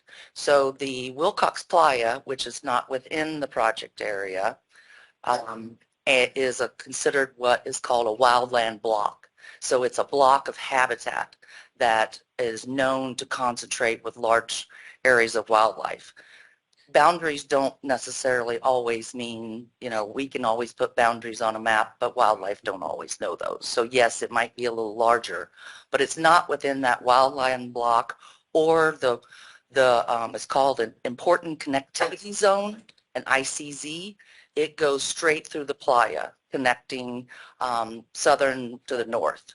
Yes, they could fly, over the panels. And I'll get to that part about the risk of birds colliding with solar panels and the lake effect. That is currently only a hypothesis. There is evidence that it does occur, but there is not enough evidence to say that it occurs often and frequently enough to significantly impact wildlife, any avian population. So it is still considered in the scientific research. I've been researching this myself because I have quite a few solar projects where I have to evaluate the potential for that impact. And in the scientific literature, they're considering that a hypothesis, as scientists do. Until you really have enough evidence, it's not a guaranteed effect. And then in terms of the wildlife corridor, within there's not a designated wildlife corridor, but if you see that where the separation of the panels, that's also the same area where the floodplain was, and wildlife will use that, just drainage channels. Yeah, the blue that she has up now, they use that as a wildlife corridor, even though it's not like an established designated wildlife corridor. And so Clenera has designed it so that the wildlife will still be able to move through. And I believe that there was the requirement for a gap under the fence so that if wildlife are moving through, they don't get trapped inside the facility. They can still make their movements across the facility. Does that answer your questions? Well, kinda, but Okay. not done. Okay. that explains what you're looking at and all that. I'm looking for somebody that's saying, we're not sure, we're still looking at data, but we have no idea what the true impact will be. And I'm sure you will have that eventually. But I'm also concerned with the hydrology modifications because of the surface of the panels. I'm concerned with the native vegetation and the reptiles, the insects, the flowers, and how that's going to be rehabilitated to a healthy level, if at all. So I'm concerned also with the concentration of flows created by the shedding of the water from the panels and how that will accumulate and where will it go? I will let them speak to the water part, but in terms of they're not planning on mass grading. It will be mowed and then vegetation will be allowed to regrow and only have to be trimmed, and they can explain that better as well. But there will still be, lizards and birds and rabbits and roadrunners will still be able to use the area for habitat. Okay, I kind of believe you, but I'm not sure. Well, it's one of the conditions that they can't, it's not going to be mass graded. It's all right. So, so let's talk about the practical side of this. Sure. So Michelle Friark is our Director of Environmental. She can talk about some of the things that we do currently and her observations of our current solar facility. We have a 20 megawatt facility right across the streets, right off of that map. Sulphur Springs also has one that's actually right there near that yellow. Yeah. And so we can speak to our experience over the last few years and also what we've done for avian protection. The last thing I'll say is I believe that one of the conditions, in addition to not grading that land, is that there'll be a gap in the fence so that wildlife can move freely into each of those different sections of the project. Commissioners, my name is Michelle Friark, as Patrick mentioned, and as he indicated, we do have an existing 20 megawatt solar facility that is actually adjacent to the bird viewing area. That is an established partnership with APCO and the Arizona Game and Fish Department, so it's an important program for us to maintain.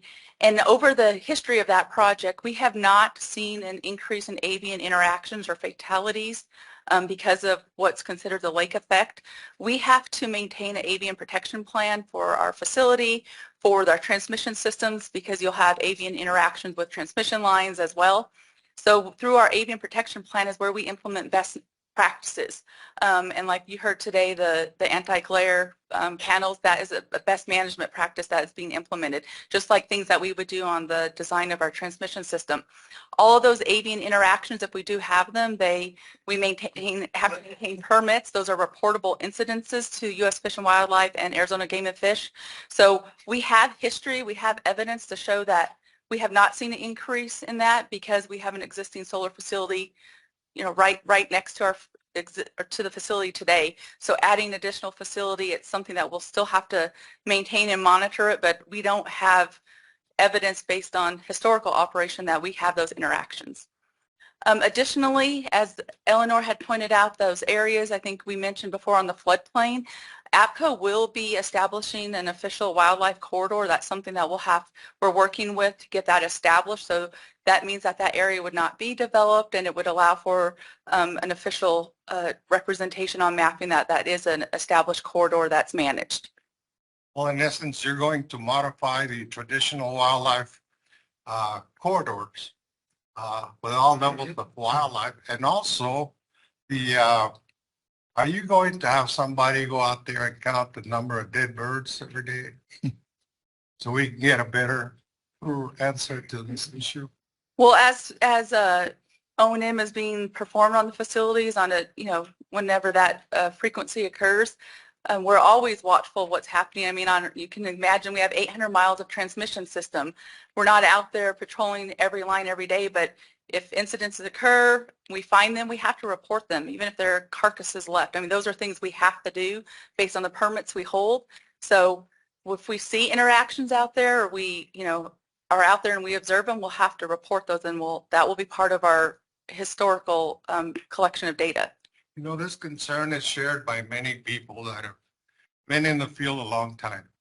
But I see it as a good opportunity to work with all of the respective agencies that have that responsibility.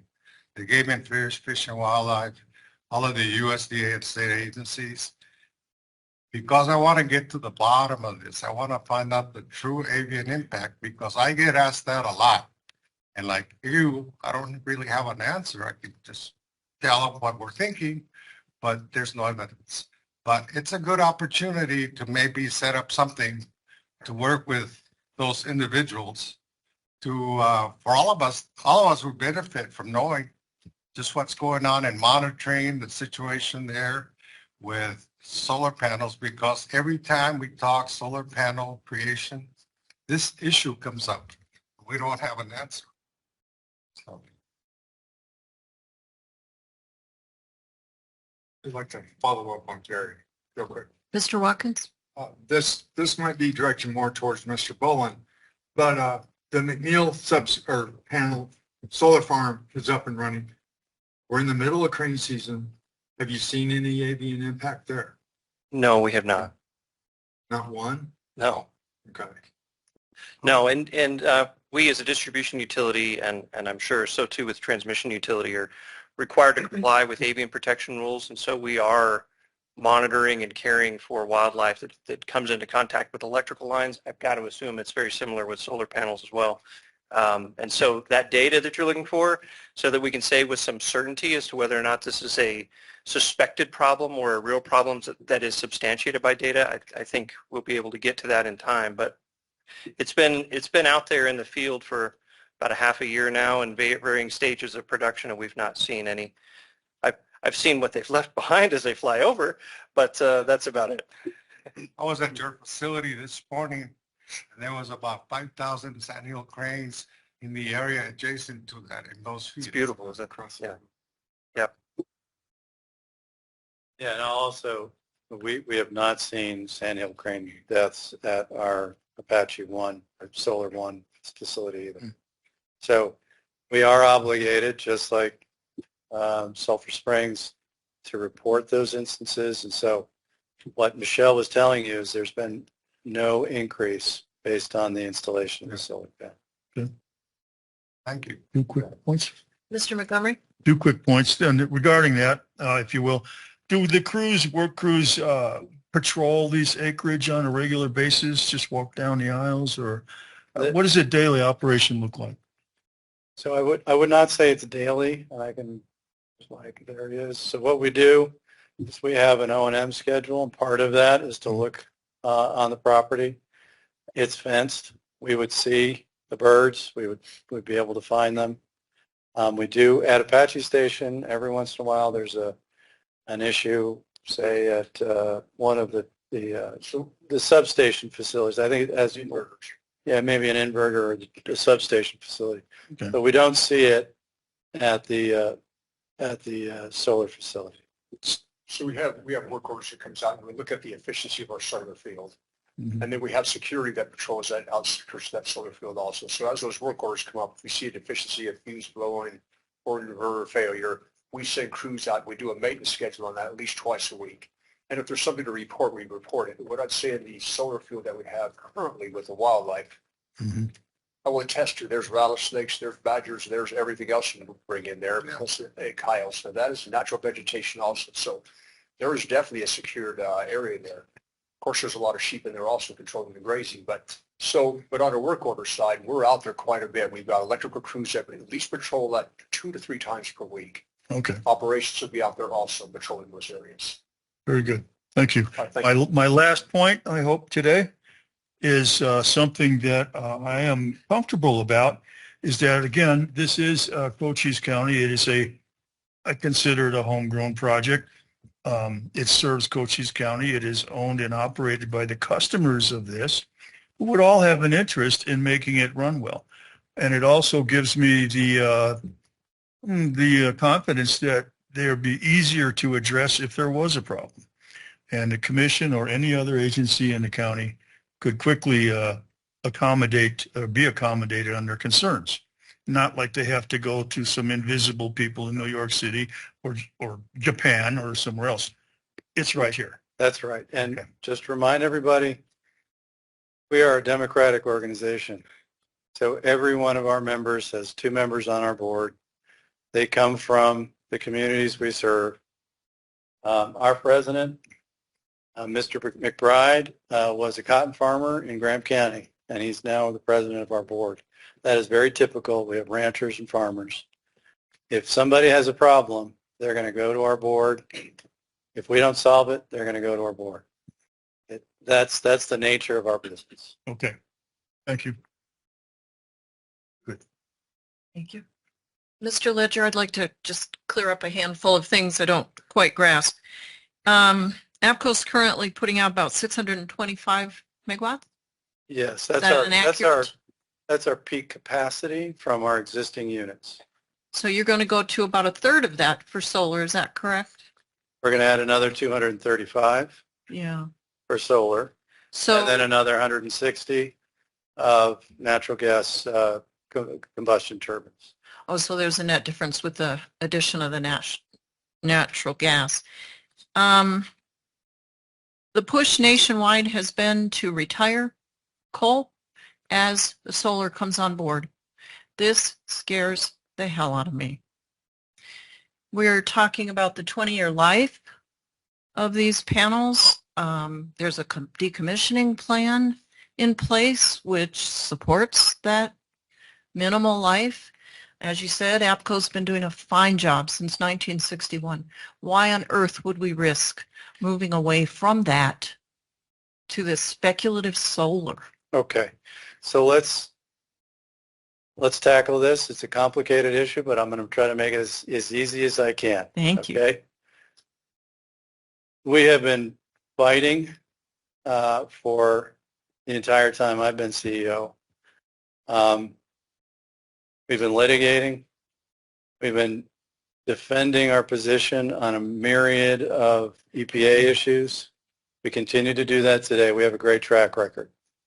That's why, unlike the other utilities in the state, we have not indicated that we're closing coal at a specific date. What we have done is to say we understand that this regulatory the potential impacts of the regulatory issues that we're facing are somewhat uncertain, and so we have to be prepared in any case for what happens next. But our commitment has been every single step along the way to provide our members with the lowest possible cost and the best reliability, and coal has been really among the best, I would say maybe the best resource for us. One of the things I do when we have the public show up for presentations, I do a little presentation and I have a chart that shows the cost of natural gas and the cost of coal, and coal's been a very flat, low-priced resource for a long period of time. But I would also be, it would be irresponsible for me and our team not to be prepared for the possible, I guess, the risks associated with some of these regulatory regimes. And it's not just that, it's also the market. So we have to bring coal from Wyoming, and it gets much more difficult to do that as the market shrinks. The costs become higher. The railroad relationship becomes more difficult. We also have to move our residual products that come from our combustion out to an ash facility. You can see it. It's right there on the right side of that map. And that is also regulated both by ADQ and by EPA. And we are right now in the crosshairs of the EPA. And if they were to limit what we can do in terms of placing our residuals into that ash pond, that would effectively limit what we can do in terms of continuing to operate on coal. So it's not a single mandate. It's a death by 1,000 cuts. Okay? Thank you. Yeah. As a much less important question, when the panels are built out, who owns them? So they will be owned by Clenera, and it's primarily because they have the financing. If APCO were to finance this project, the financing would be on the order of more than $700 million. We are a $250 million company, at least in terms of revenue on an annual basis. We do have about $750 million in assets, but that would be too big of a that would be too much debt for us to absorb in a single project. And so for us, the better arrangement here is to have a PPA with a good, solid contract. And we've spent over a year negotiating that contract in good faith with Clenera, and they've done a great job in responding to a lot of our concerns as a nonprofit. And I think we've reached a point at which we feel very comfortable with that arrangement over the next 20 years. And so they also own the decommissioning plan? They purchased that insurance bond? So all of the insurance will be held by Clenera unless the project is transferred to us. We do have an option where we can pick up the project at a certain date. That is not uncommon. We may in fact exercise that depending on our analysis of the continued value of the project at that point. Thank you. Bet. Anyone else have anything? Mr. Limbach? Yes, Madam Chair, thank you. I do my due diligence and I do research quite a bit on these issues. And I have previously expressed my concerns with the impacts of these large-scale solar energy farms and storage systems, specifically on the flora and fauna. According to Harvard Business Review, the lifespan of solar panels is not 30 years, as industry and experts maintain, but more like 5 to 10 years. They explain that each year introduces more efficient and less costly panels, which we've discussed, encouraging early and regular replacement for greater return on investment. They project that by 2035, discarded solar panels will outweigh new units sold by 2.56 times. So all those retired panels have to go somewhere. And it costs an estimated $20 to $30 to recycle one panel, as opposed to sending that same panel to a landfill for a mere $1 to $2. According to many research articles, the general efficiency of commercial solar panels is only about 15 to 20%, and that efficiency decreases as cell panels age. And the 2021 Stanford study reveals that dust on solar panels attributes to a 40 to 50% further decrease in solar panel efficiency. A 2018 Scientific Reports news article reveals that heat dissipation among solar panels is dramatically hindered, creating an average 10-degree increase in local temperature regardless of day or night, summer or winter. According to the Union of Concerned Scientists, photovoltaic cells contain dangerous chemicals, compounds, and heavy metals, which we all know, which do not break down in nature and are toxic to animals and plants if not disposed of properly or if released into the environment through fire or other disasters. Fires in solar panels and energy systems are relatively common, causing tremendous harm to our air, land, and water. In October of this year in San Diego, a battery energy storage unit spontaneously caught fire. In July of this year in New York State, 3 battery energy storage fires left residents warned to stay indoors due to the toxic smoke. In 2022, a solar energy transformer spontaneously erupted into flames. And the same year in Jackson County, Florida, a brush fire damaged 400-acre solar farm. In 2020 in Fresno, California, and across the country, multiple Amazon-owned solar panels spontaneously caught fire. On April 29, the spontaneous explosion of a battery in an Arizona energy storage facility injured 8 firefighters. The Arizona Free Enterprise Club reveals that states with the highest residential energy costs have renewable energy mandates of 25% or more. And I believe right now the Arizona Corporation Commission has agreed to 15% by 2025. Over the last decade, states with high renewable energy mandates of 50% or greater have paid about 36% more for electricity than states without a renewable energy mandate.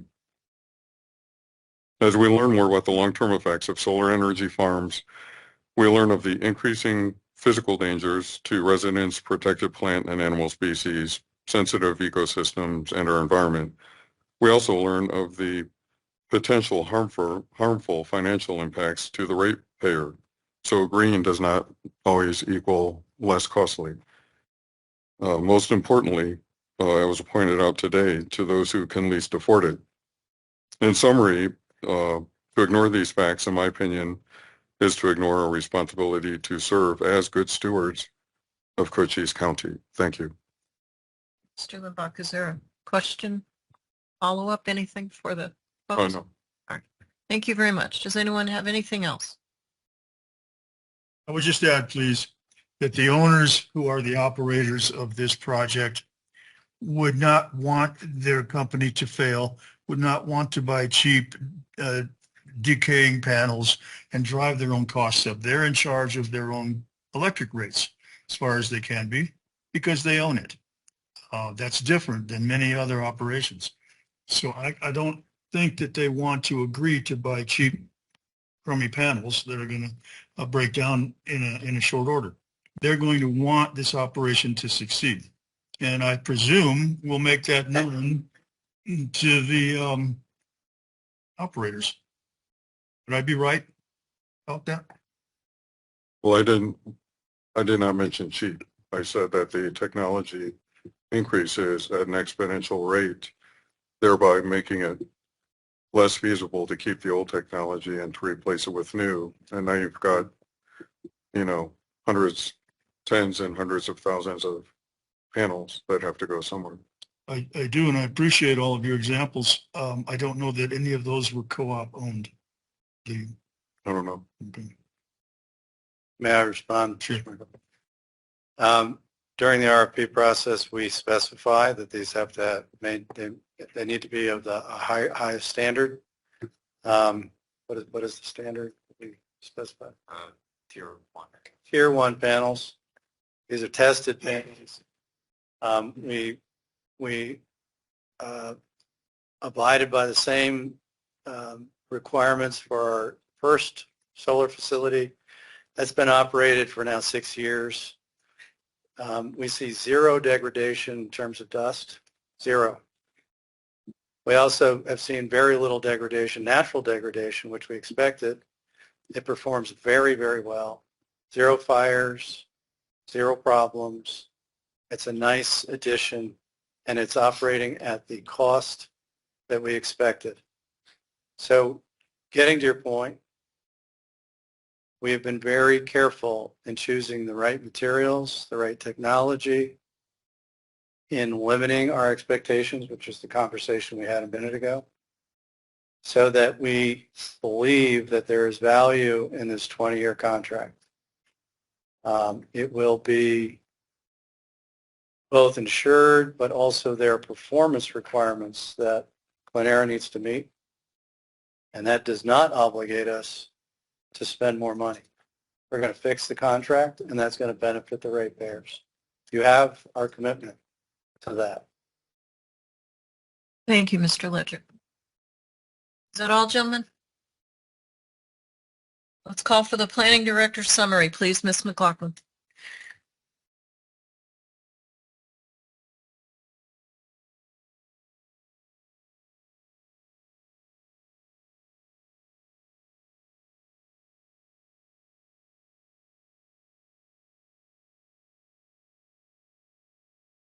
Thank you. Staff recommends conditional approval. If the commission wishes to grant approval, staff recommends the following conditions.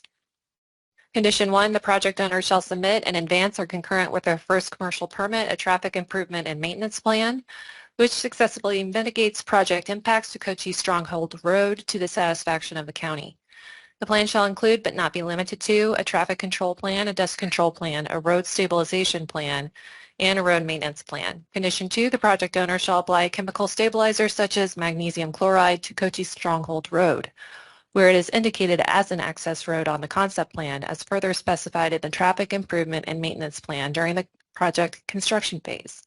Road preparation and application shall follow best management practices to improve product performance and shall be in accordance with manufacturer specifications. Condition 3, the project owner shall reserve a 6 to 8 inch gap between the ground surface and the bottom of a new project-related perimeter fencing. Condition 4, the project owner shall maintain the project site with perennial vegetation, vegetated cover, and non-compacted soil. Where grading is not required during project construction, any existing vegetation shall be mowed rather than removed completely. The applicant shall submit an emergency response plan in conjunction with building permit submittals for county and fire responder review and approval. Condition 6, the project owner shall exclusively use PV panels with anti-reflectivity coating that is integral to the panel. Condition 7, all solar racks shall be installed to maintain no less than a 12-foot minimum clear distance measured from outer edge of panels between all tracker rows north-south.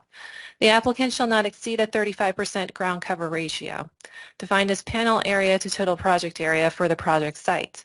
Condition 8, the project owner shall include all BMPs listed under Factor 9 of the staff memo for dust mitigation on their stormwater pollution prevention plan. Condition 9, the project owner shall conduct pre-construction surveys per the Migratory Bird Treaty Act prior to vegetation removal or ground disturbance associated with project construction. Condition 10, area within the 100-year floodplain shall remain free of any solar modules, batteries, inverters, transformers, and internal security fencing. Condition 11, the project owner shall preserve no less than a 100-foot buffer between the edge of the developed residential lots to the edge of a solar panel array. No less than a 1,320-foot buffer, a quarter mile, shall be provided from Cochise Elementary School to the edge of any solar panel array. Condition 12, the Commission grants a waiver from setback required to internal parcel boundaries. Instead, a minimum setbacks of 40 feet shall only be applied to the exterior boundaries of the project indicated by the concept plan, not conflicting with Condition 11. Standard conditions related to acceptance of conditions, permitting timeframes, and modifications apply and have not been modified by this request. And that concludes my presentation. I'm available for additional questions, and there is a sample motion on the slide for the Commission's consideration. Call for the motion, please. Madam Chair, Mr. Martsky. I move that we approve docket issue 2326 with the conditions of the approval recommended by staff, waivers requested by the applicant, and factors in favor of approval constitute the findings of fact. Second. Thank you, Mr. Limbach. Is there any further discussion of this motion? Hearing none, call for the vote. Mr. Montgomery. Aye. Mr. Limbach. No, for the reasons previously stated. Mr. Watkins. Aye. Mr. Gonzalez. Aye. Mr. Martsky. Aye. Mr. Saunders. Aye. Welch is not here. With great consternation, because I believe in the cooperative more than anything, I have to vote no. Someone has to say no. Thank you for your patience. This matter passes. Could we have a score, please?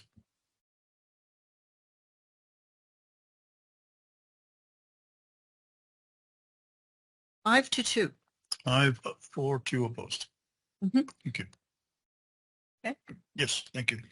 An individual disagreeing with this action has the right to appeal to the Board of Supervisors within 15 days. An application for appeal is available from the clerk at the office Monday through Friday, 8 to 5, or online at cochise.arizona.gov. And I thank you all for your patience. Thank you. Please, let's take a 10-minute break before we move on to item 2. Big this thing to down. That was fun. That off. Yeah. Off. Council.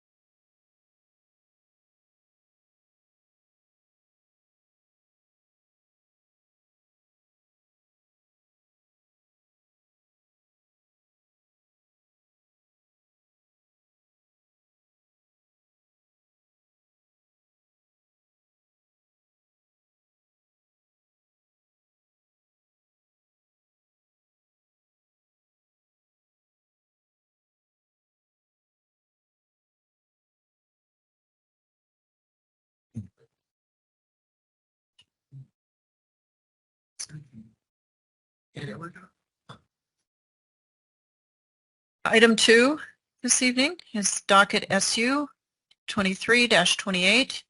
Applicant requests a special use modification to operate a commercial nursery. The applicant is Diamond 2 Bar Group. Mr. Taylor, your presentation, please. Madam Chair, Commissioners, this is the staff presentation for docket SU 23-28. An applicant initiated a special use authorization request for a commercial plant nursery. The applicant is Diamond 2 Bar Group LLC. The current zoning is residential district with a minimum site area of 36,000 square feet. Comprehensive plan designation is developing and it's in growth area B.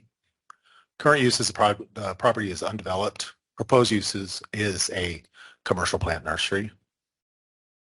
The property is located near Benson, approximately 55 miles from our location here at the Board of Supervisors Public Hearing Room. Again, the subject property is located on Ocotillo Road. It's about approximately 2/3 of a mile north of Interstate 10. For the record, APN is 123080003S. The entirety of the parcel is approximately 5.8 acres. The project site is approximately 2 acres. These images show Ocotillo Road, viewing south towards I-10 on the left, viewing north on the right, showing that Ocotillo Road is in fact an improved collector. The subject property viewing north, it would be on the right side, and the subject property viewing south as well. These last two images show the subject property, the current property entrance. There is an improved apron there on Ocotillo Road, and the other one shows property frontage going towards the south of the entrance. This visual demonstrates the property's project area. The property again is approximately 5.8 acres. The proposed project area is approximately 2 acres. There is a two significant water features that kind of cut the property into 2 pieces. At this time, the property owner is only proposing to do the north 2 acres of the property.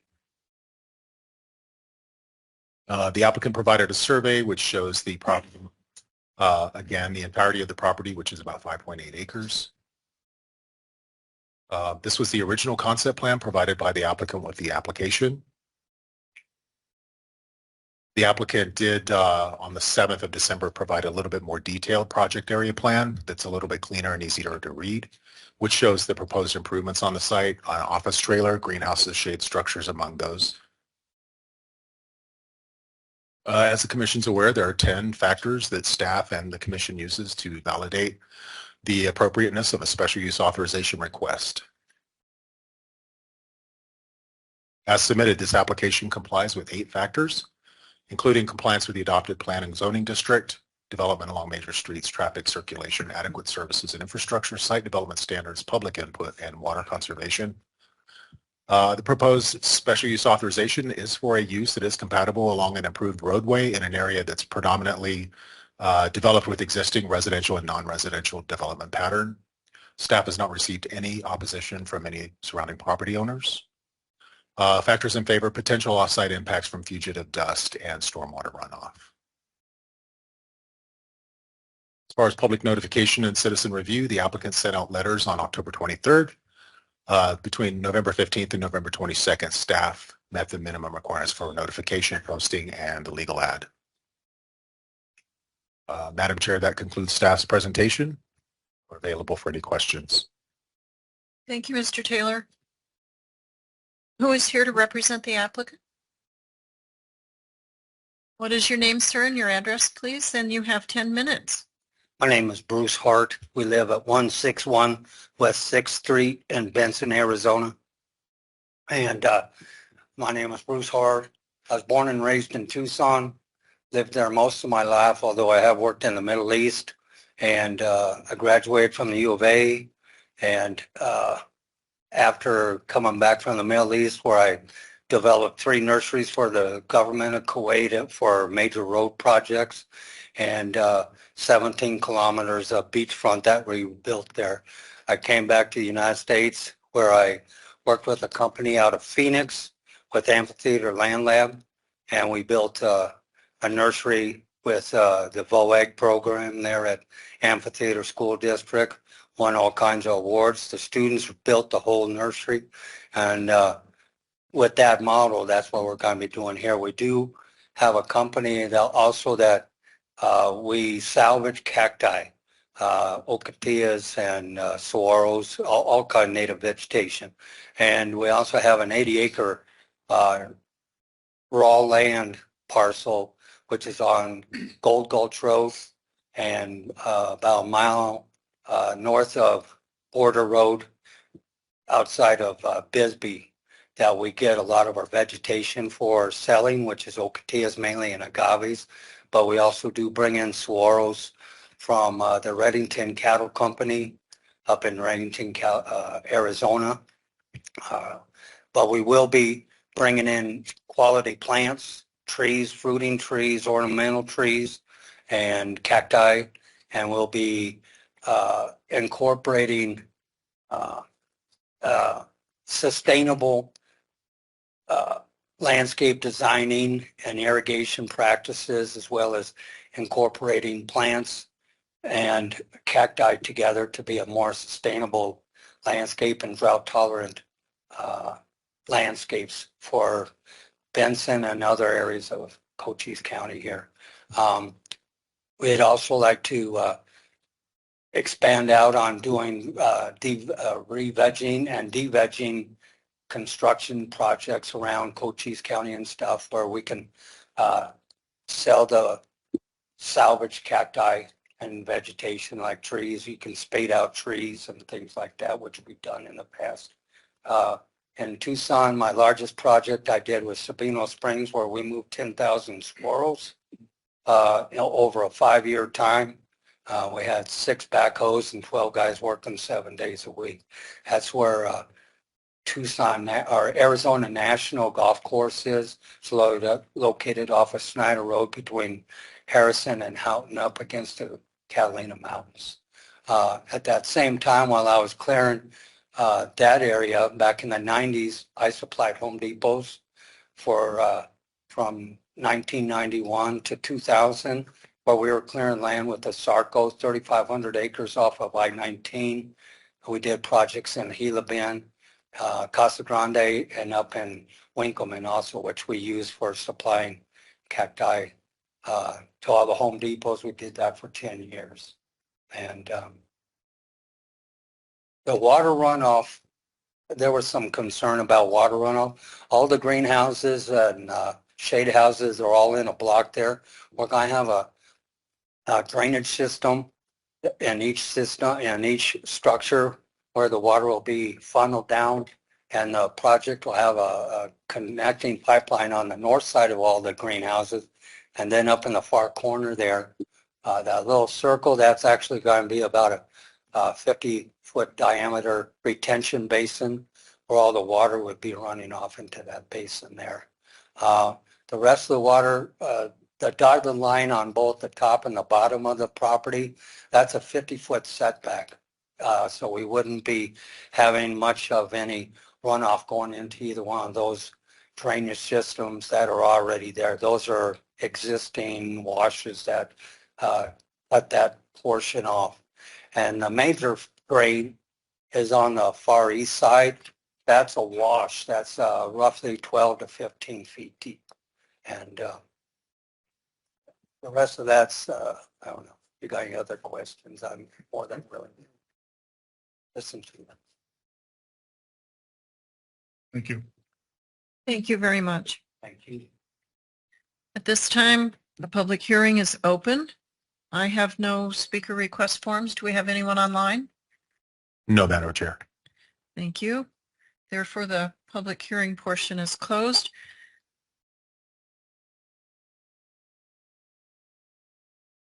I will presume you'll waive your right to rebuttal since there's nothing to discuss. Okay. This is the time for commission discussion. Do we have any questions of the applicant or staff? Madam Chair, Mr. Limbach. I believe this was a typo, but your application suggested daily water use of minimum of 500 gallons and an annual of 12,000. which if my math is right, that's only 24 days. So my calculations show with $500 or 500 gallon daily minimum is about 182,500 a year. If it's 1,000 gallons, which you proposed it could be per day, that would be 365,000 gallons. So I just wanted to clarify that. Okay, yeah, no, that's, it was probably just a typo on my part. And well, I guess another question is, do you plan on operating seasonally or year-round? Year-round, sir. Okay, thank you. Thank you. Anyone else? I just have one quick question. Mr. Watkins. Are you going to do retail service out of here? Yes, sir. Okay. Commercial and retail both.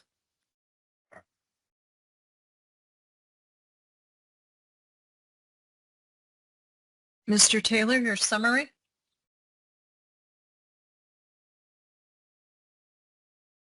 Madam Chair, Commissioners, staff recommends conditional approval of docket SU 23-28.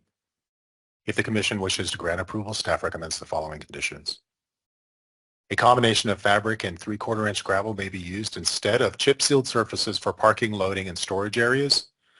Dust control measures shall be implemented as needed to reduce fugitive dust. This is a waiver request from the applicant. Chip-sealed surfaces would be required as it's in growth area B. Second condition would be soils, fertilizers, and pesticides, herbicides shall be utilized and stored in a manner that prevents migration on the surrounding properties due to wind, stormwater runoff, or other causes. Standard conditions related to the acceptance of conditions, permitting timeframes, and modifications to an approved special use apply to and have not been modified by this request. Madam Chair and Commissioners, that concludes staff's presentation of docket item SU 23-28.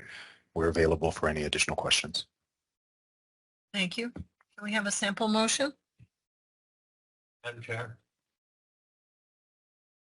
I move that we approve docket issue 23-28, subject to conditions recommended by staff, factors in favor of approval, constitutional findings of fact. Thank you. Second? Second. Mr. Saunders, second. Is there any further discussion? Any last minute questions? Hearing none. Call for the question. Mr. Montgomery. Aye to approve. Mr. Limbach. Aye. Mr. Watkins. Aye. Mr. Gonzalez. Aye. Mr. Martsky. Aye. Saunders. Aye.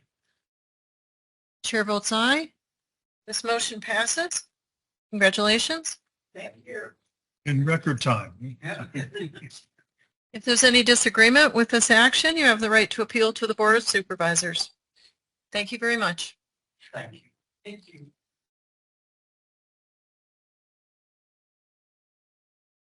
Moving on, item 3. Docket issue 23-27. The applicant requests a special use modification to operate a 120 megawatt solar operation. The applicant is Herbie Solar. Who is present for the applicant? Don Buholtz. I'm sorry, the last name, sir? Buholtz. Bugles? Sorry, it's Buchholz. Thank you so much. We'll call for you in just a moment. Thank you. Ms. McLaughlin? Good evening. This is a special use authorization request, docket SU 2327, Herbie Solar. The applicant, Herbie Solar LLC, requests special use authorization to develop an 80 megawatt utility scale solar facility and an 80-watt battery energy storage system, BESS, and substation on a portion of 7 parcels, of which 784.5 acres will be dedicated for the solar development area special use request. More specifically, this request includes portions of the following APNs: 203-16005, 203-16059, 203-16061, 203-16063, 203-1604, 203-1607, and 203-1608. The proposed project area is currently zoned RU4. All parcels are undeveloped, privately owned, and partially used as rangeland currently. The subject area is approximately 1 mile east of the city of Wilcox. Here is the location. You can see Wilcox to the west. It has access to Highway 186 via Blue Sky Road, which is county maintained road. The site plan is superimposed on the aerial in this graphic. Here's the site plan. It shows fencing in pink, panels in green, contour lines, access road, feeder cables, laydown yard, substation location, and a best yard. Majority of the project area is in D rural land use, although the southwest portion of the site, south of Moore Ranch Road, west of Blue Sky Road, is within B developing land use. On this slide, the B area is shown in brown. The project area is not in an area plan. Category B is traditionally used to describe areas experiencing growth. It was likely prescribed to the western portion of the site because of the area's proximity to Wilcox and Highway 186. In this case, the development potential of the Category B area is hampered by the presence of state land between Highway 186 and the project limits. And here you can see the several large tracts of state trust property surrounding the subject area, as indicated in this graphic in blue. The comprehensive plan encourages the use of solar energy resources in element E, renewable energy. Goal 1 states support the development of local renewable energy products and technologies. This is implemented by several policies, including encouraging utility scale renewable energy projects using the University of Arizona's renewable energy opportunity analysis and other resources as guides for determining the suitability of proposals in any one location. On this slide, I superimpose that analysis onto the site. Areas in yellow and orange are determined to be very well suited for energy storage production by that study. And here's a zoning map. The entire subject area is zoned RU4, section 2150107 of the zoning regulation states. Rural zoning districts are established to allow consideration of more intense non-residential uses as special uses that are appropriate are inappropriate in more densely populated urban suburban areas and may under some circumstances be appropriate in rural areas. Solar energy power plants are considered special uses within rural zoning. These are land-intensive non-residential uses that are not appropriate in densely populated urban areas of the county. And here are some photos of the site. There is no development in the area. The road pictured is Blue Sky Road, which is a dirt county maintained road. And here's a drone view. On the left is Blue Sky Road looking north. On the right is looking east, and you can see Moore Ranch Road and Blue Sky Road in the photographs. There are 10 factors we use to evaluate all special use requests. In this case, all 10 apply. The first 2 we just discussed, which are compliance with land use and zoning. There are several conditions that I recommend in this case, and they're intended to help mitigate the bottom 4 factors on this slide. As with the first solar application of the evening, I have advanced the discussion of conditions, which I'll now go over with the Commission. Site development standards are regulated by both the zoning district and supplemental standards for solar utility farms. This includes considerations of fencing, setbacks, wildlife impacts, lot coverage, height, panel spacing. Regarding wildlife-friendly fencing, again, I suggest a 6 to 8 inch gap reservation at the fence bottom. Regarding lot coverage, the project owner shall maintain the project site with perennial vegetated ground cover non-compacted soil. To reduce glare wildlife impacts, I recommend conditioning anti-reflectivity coating. I also recommend a 12-foot minimum clear distance between tracker rows and a maximum 35% ground cover ratio. The current site plan does reflect this 12-foot clear distance between racks. Next, I'd like to address traffic. As indicated by the site plan, Blue Sky and Moore Ranch Road, Moonlight Roads are both within project limits. The first recommendation is submission of a traffic improvement and maintenance plan. The second is the application of a chemical stabilizer to reduce dust from construction vehicles. Offsite impacts, again, we have discussed glare and panel coating. We've discussed solar rack spacing. The applicant will need to submit a stormwater pollution prevention plan, notice of intent to clear land during commercial permitting. I also recommend attaching best management practices, such as limiting vehicle speed, suspending grading during high wind, covering loose haul materials and transport. There are no floodplains to break up this request. There are roadways, which will remain free of equipment and can help facilitate movement of wildlife in this case. Hazardous materials, the project owner shall submit an emergency response plan in conjunction with the building permit submittals for county and fire responders review and approval. Also, the applicant shall submit a waste disposal plan tied to project decommissioning, because we do know there are some hazardous materials contained within panels and batteries. And before I move on to factors for and against the request, I will mention I did not receive any feedback from the public regarding this request. I mailed letters to property owners within a quarter mile of the subject property on Halloween, published a legal ad in the newspaper November 22nd, posted legal notices on the property November 15th. The applicant also sent out letters, placed a newspaper ad, held an open house, created a project website. No response. In terms of factors in favor of the request, the project would serve as a source of clean energy, offsetting greenhouse gas emissions, reducing the need to generate electricity from fossil fuels. The electricity generated by this project offers enhanced grid resiliency and support for future load growth needs. The project is consistent with the applicable policies of the comp plan and the purpose of the rural zoning districts. The project complies with most of the criteria used to evaluate special use requests. The site plan submitted complies with most applicable site development standards and conditions, and once completed, the project would generate negligible levels of traffic and require minimal water, services, and infrastructure.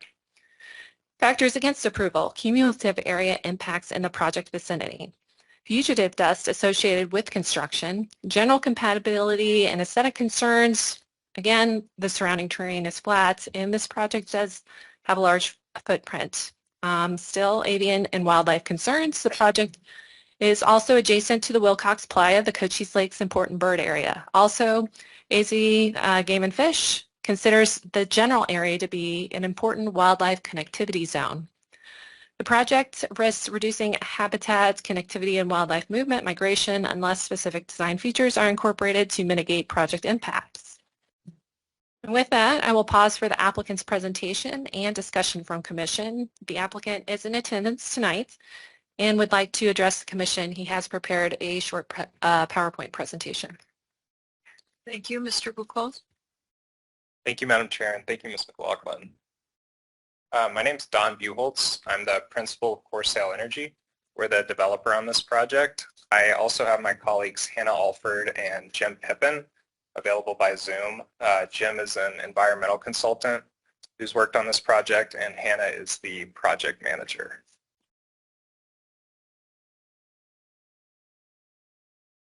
I think my clicker might not be working. Oh, there we go. So as I mentioned, Corsail Energy is the developer. We are based in Denver, but we develop projects all over the Southwest. We are not local to Cochise County, but community relations and being part of the community is extremely important to us. That's the reason we've held open houses. As Ms. McLaughlin mentioned, we did quite a bit of outreach to neighbors on the project and so far have not received any opposition. I will say that a few people did attend our open house and have contacted us, but so far nobody has voiced any opposition or concern about the project. And the Klump family, who own the property that we are developing, is in attendance tonight, and yeah, appreciate their support as well. So as we mentioned, it is a 120 megawatt DC, 80 megawatt AC project. I think there may have been a little bit of confusion over the BESS size and AC versus DC. So the output of the project is 80 megawatts. The battery is 80 megawatt hours, meaning it's a 20 megawatt battery with a 4-hour duration. And I'm happy to explain that further, but I just wanted to be clear because I think the amounts may have gotten confused a couple places in the presentation, but 80 megawatts AC is the output of the solar, 80 megawatt hours is the output of the battery. So the site is located about a mile outside of Wilcox. It is located also about a mile off of Highway 186. It is a very rural area of the county. There are no immediate residential neighbors. It is part of a large section of Gray's land owned by the Klump family and surrounded by similar Gray's land. Again, I think that's a big part of the reason there has not been opposition to the project. It's because of the location. It is not easy to see from the highway because of the rolling hills. And as I mentioned, nobody lives particularly nearby. This project is also connecting to APCO's system, meaning it will feed member co-ops in Southeast Arizona. The power will not be shipped back to Phoenix. It will be generated and consumed locally, and the benefits will stay in Cochise County. So this is a brief overview of the site layout. It does not encompass the entire area. The Klump family has quite a bit of land over there, and we are looking to build on about 600 acres of it. We are intending to use fencing that will allow for smaller wildlife to get in and out of the facility. There's also a pretty large natural break in the plant because of the county road that will be set back off of. Blue Sky Road runs right through the middle of the property and will allow for a natural break and for a corridor amongst the project. So as I mentioned, the location is very well suited for solar. We are not competing with other uses in this area, and we are not harming any residential neighbors. As I mentioned, Jim is on the phone to address any specific questions about environmental or wildlife concerns, but we have done quite a bit of diligence on the site and are implementing wider row spacing, anti-reflective panels, and other measures to make sure that there's no ponding effect and minimizing as many effects as possible on the cranes in the area. So lastly, I want to touch on the financial benefits of the project.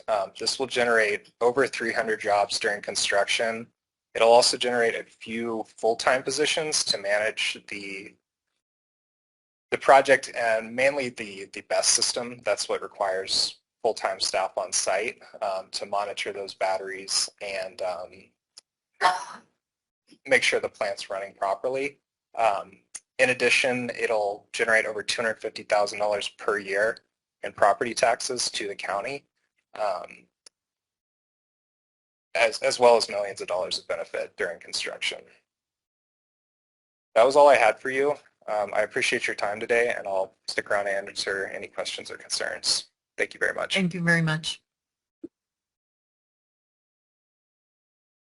This time, the public hearing is open. This is the time for other persons to speak for or against. For 5 minutes, I have one speaker request form, Catherine Klump.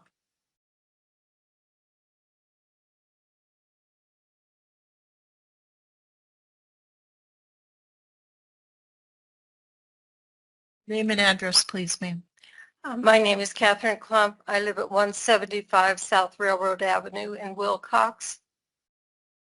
I am 1/3 owner of the property, all the parcels that are listed, with my husband and my 2 sons.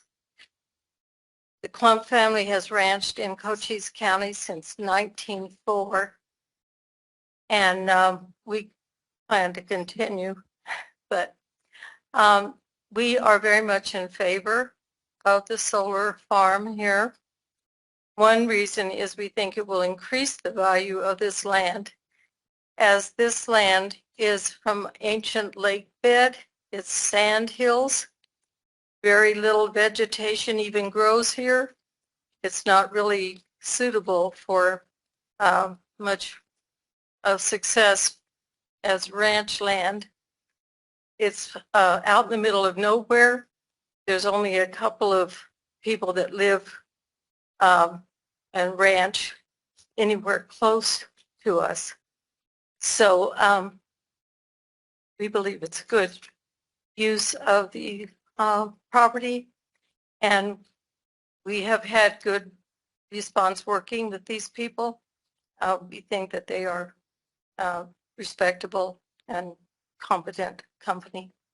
So we just want to show our support for the project. Thank you. Thank you. Do we have anyone online?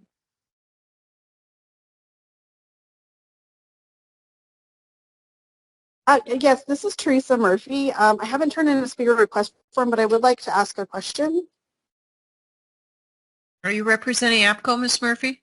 I am representing APCO. Go ahead. My question is, do you currently have an agreement with APCO for an interconnection? So at this time, that would remain rhetorical because we're just allowing you to make a comment. Okay. Is there anything else? No, that was it. Okay. Thank you, though, for that. Thank you. This is the time for the applicant's rebuttal. If you would like to say anything about what you've heard. Sure. So to address the interconnection, we do. We are in an unfortunately delayed study process right now, but we do have an interconnection agreement with APCO that we expect to be finalized within the next year. They have completed a feasibility study, and unfortunately, because of the high volume of projects in the area, they did pause before completing the final study. But we are in the queue, and the first phase of the study had very positive results. Thank you. At this time, the public hearing is closed. It is time for commission discussion. Does anyone have any questions of the applicant or staff? I just have a comment. Mr. Watkins? I know this property fairly well. I believe you're not going to even see it from 186 or even Wilcox. The only ones you're going to see it are the planes flying overhead. And with non-reflective, they may not see that. So this is a good spot. Thank you. And yeah, as Mrs. Klump said, you could graze what, 1 cow for 500 acres? Mr. Limbach, did you have something? I do have a question. In the decommissioning plan, I didn't see any mention in your plan of remediation of hazardous materials, which is a requirement for the county decommissioning plan. I was just curious about that. That is definitely something that we will address. I apologize that that should have been included, but we will absolutely make every effort to recycle the panels. But I mean, not just recycling. If there's tremendous damage to the panels, to the battery, to any part of the system, you would be responsible for cleaning, that part of the land. So I'm just wondering if that was intentionally omitted in your decommissioning plan or if that was an oversight. It was an oversight that it wasn't explicitly called out, but there are enough funds in the decommissioning bond to accomplish this, and I can make sure to make that revision. And then what happens, well, let's say there's bankruptcy proceedings. What happens if those proceedings extend beyond the life of the performance bond? Like, what is the life of the performance bond? So that would be for 50 years for the full. I know we touched on this in the first presentation, and there is some debate about what exactly the useful life is, but we permit and design everything to have a 50-year life, and that would include the decommissioning bond. And I guess to address your first question, the bond would be held separately. So even if for sale or the project company went away, the bond would still be in place to take care of the project. So if your project was not in use for a year or more, and let's say it's under bankruptcy proceedings, if bankruptcy proceedings were 3 or 5 years, the bond would extend through that whole period? Yes. I'm not a lawyer, so I'm happy to look into that further, but I don't believe a bankruptcy proceeding would be able to touch the decommissioning bond, if that's...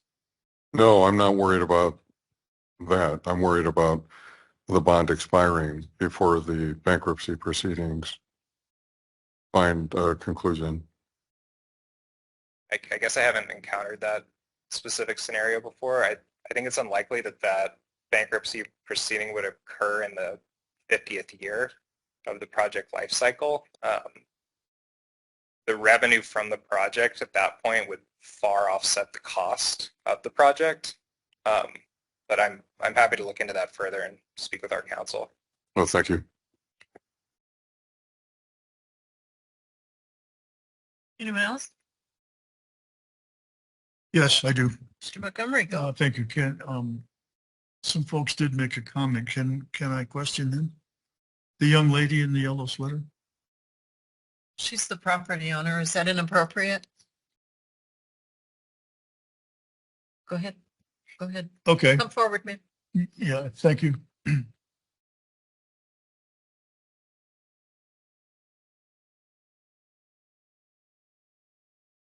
Thank you. Are you familiar with the photograph? Yes, I am. So is that your property right there? Yes. What is going on at that intersection where it's cleared, but I can't tell what that is? It's a pond? Sure.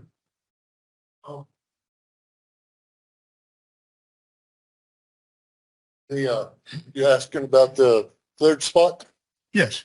Oh, that's where we sold some of the sand for a rodeo arena. Okay. I'm not really seeing any infrastructure there. Yes, sir. Don't hear very good, so can you speak Well, up? that's two of us. Okay. We'll just scream. Or at let each the other. other boy take care of it. Okay. Is there any other infrastructure in that area? I can't see anything. There's a windmill to that direction, up the road, just a couple hundred yards. The next infrastructure from that location is maybe 2 miles. And it is, the person that owns it is 100% in favor of the solar fields. Okay. He called me personally to tell me. Okay. And that's one residence then in sight of that picture up there? What did you say? No, there's no infrastructure in the side of that picture. Okay. This is Philip Klump, my son, so in case you need his identification. I'm sorry, I Thank don't you hear for very that. good, so All I'm right. going to ask you to repeat a few things sometimes. Very good. That's consensus that it's a very remote area. Okay. Nobody's living there and not likely to for some time. I'm going to excuse myself and let my boy take over because I can't hear you. I'm sorry. I'm sorry. My name's Connor Klump. I live on 801 East Stewart Street, Wilcox, Arizona. Thank you. No, we have no reason to sell any property for residential or outside landowners.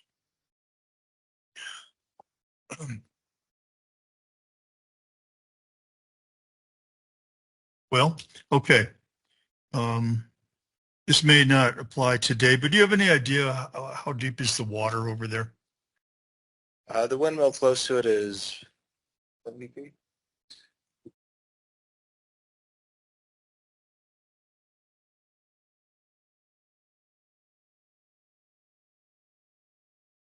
Roughly 80 feet. Okay. Hopefully it will stay at 80 feet. That's good for me right now, Chairman. Thank you. Anyone else? Thank you. And I have one question I've never asked. What is that soil stabilizer, please? I'm asking of staff, if you know.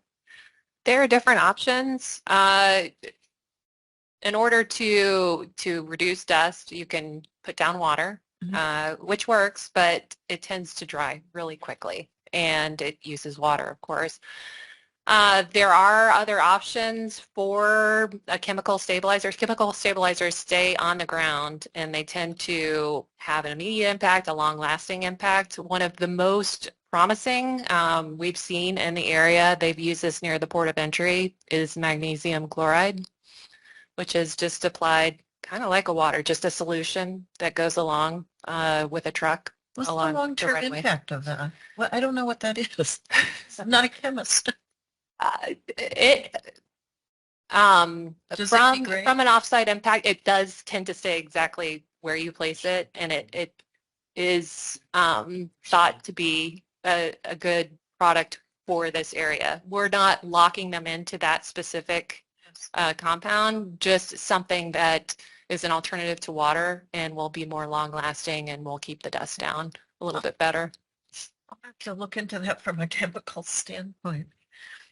All right. Salt. Oh, it's salt. Yeah. Yeah. So It carries non-salt particles so they don't go airborne. yeah. Okay. That's rather benign, hopefully. All right. Ms. McLaughlin, your summary, please. Staff recommends conditional approval. If the commission wishes to grant approval, staff recommends the following conditions. Condition 1, the project owner shall submit in advance or concurrent with the first commercial permit a traffic improvement maintenance plan which successfully mitigates project impacts to Blue Sky Road from Highway 186 to Moore Ranch Road and Moore Ranch Road, Moonlight Road from Blue Sky Road to the eastern project limit to the satisfaction of the county. The plan shall include but not be limited to a traffic control plan, dust control plan, road stabilization plan, and road maintenance plan. Number 2, the project owner shall apply a chemical stabilizer such as magnesium chloride to Blue Sky Road from Highway 186 to Moore Ranch Road, same limits as further specified in the traffic improvement and maintenance plan during the project construction phase. Road preparation and application shall follow best practices to improve product performance and shall be in accordance with the manufacturer's specifications. Condition 3, the project owner shall reserve a 6 to 8 inch gap between ground surface and the bottom of the new project related perimeter fencing.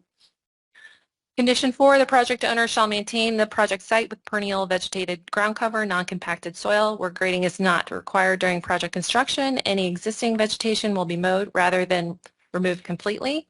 Condition 5, the applicant shall submit an emergency response plan in conjunction with building permit submittals for county and fire responder review and approval. Condition 6, all solar racks shall be installed to maintain no less than a 12-foot minimum clear distance measured from outer edge of panel between all tracker rows north-south. The applicant shall not exceed a 35% ground cover ratio defined as panel area to total project area for the project site. Condition 7, the project owner shall submit an emergency response plan in conjunction with building permit submittals for the county and fire responder review and approval. Condition 8, the project owner shall submit a waste disposal plan to ensure proper waste disposal. Plan shall be submitted in conjunction with building permit submittals for county review and approval. Condition 9, the project owner shall include all BMPs, best management practices listed under Factor 9 of the staff memo for dust mitigation on their stormwater pollution prevention plan. Condition 10, the project owner shall conduct pre-construction survey per the Migratory Bird Treaty Act prior to vegetation removal or ground disturbance associated with project construction.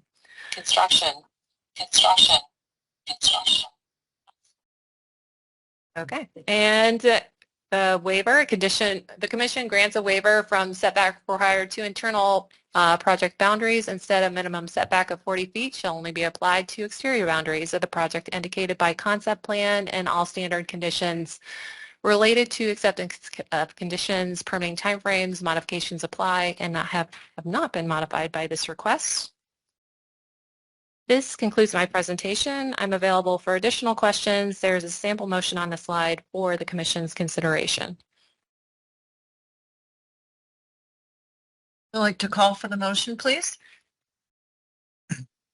Madam Chair, Mr. Limbach. I move to approve docket SU 23-27 Herbie Solar with the conditions of approval recommended by staff and waiver request requested by the applicant, the factors of approval constituting findings of fact.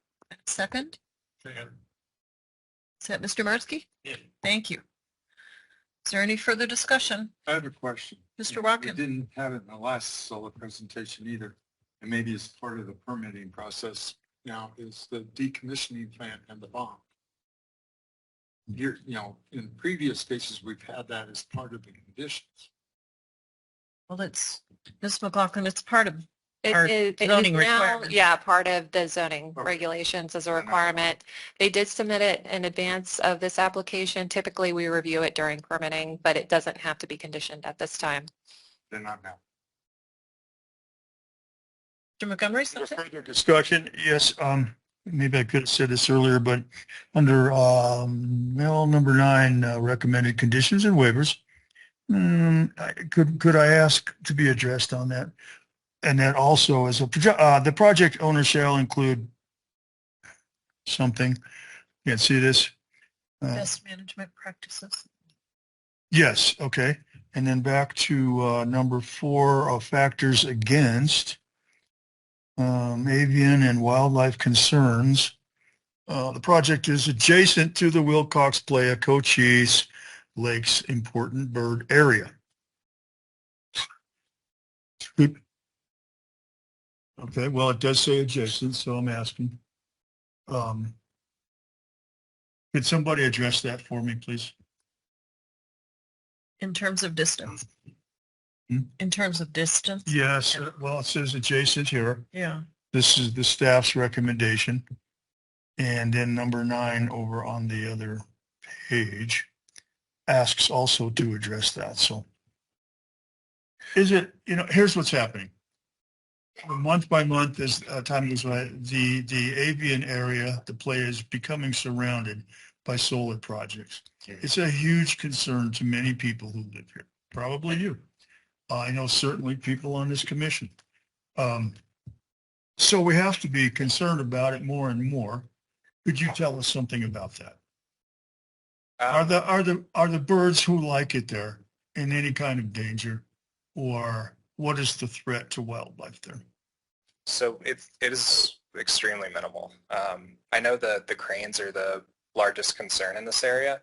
And as you heard in the last presentation, they're in this area, at least, I don't want to speak universally, but there have been no instances of cranes confusing solar for water.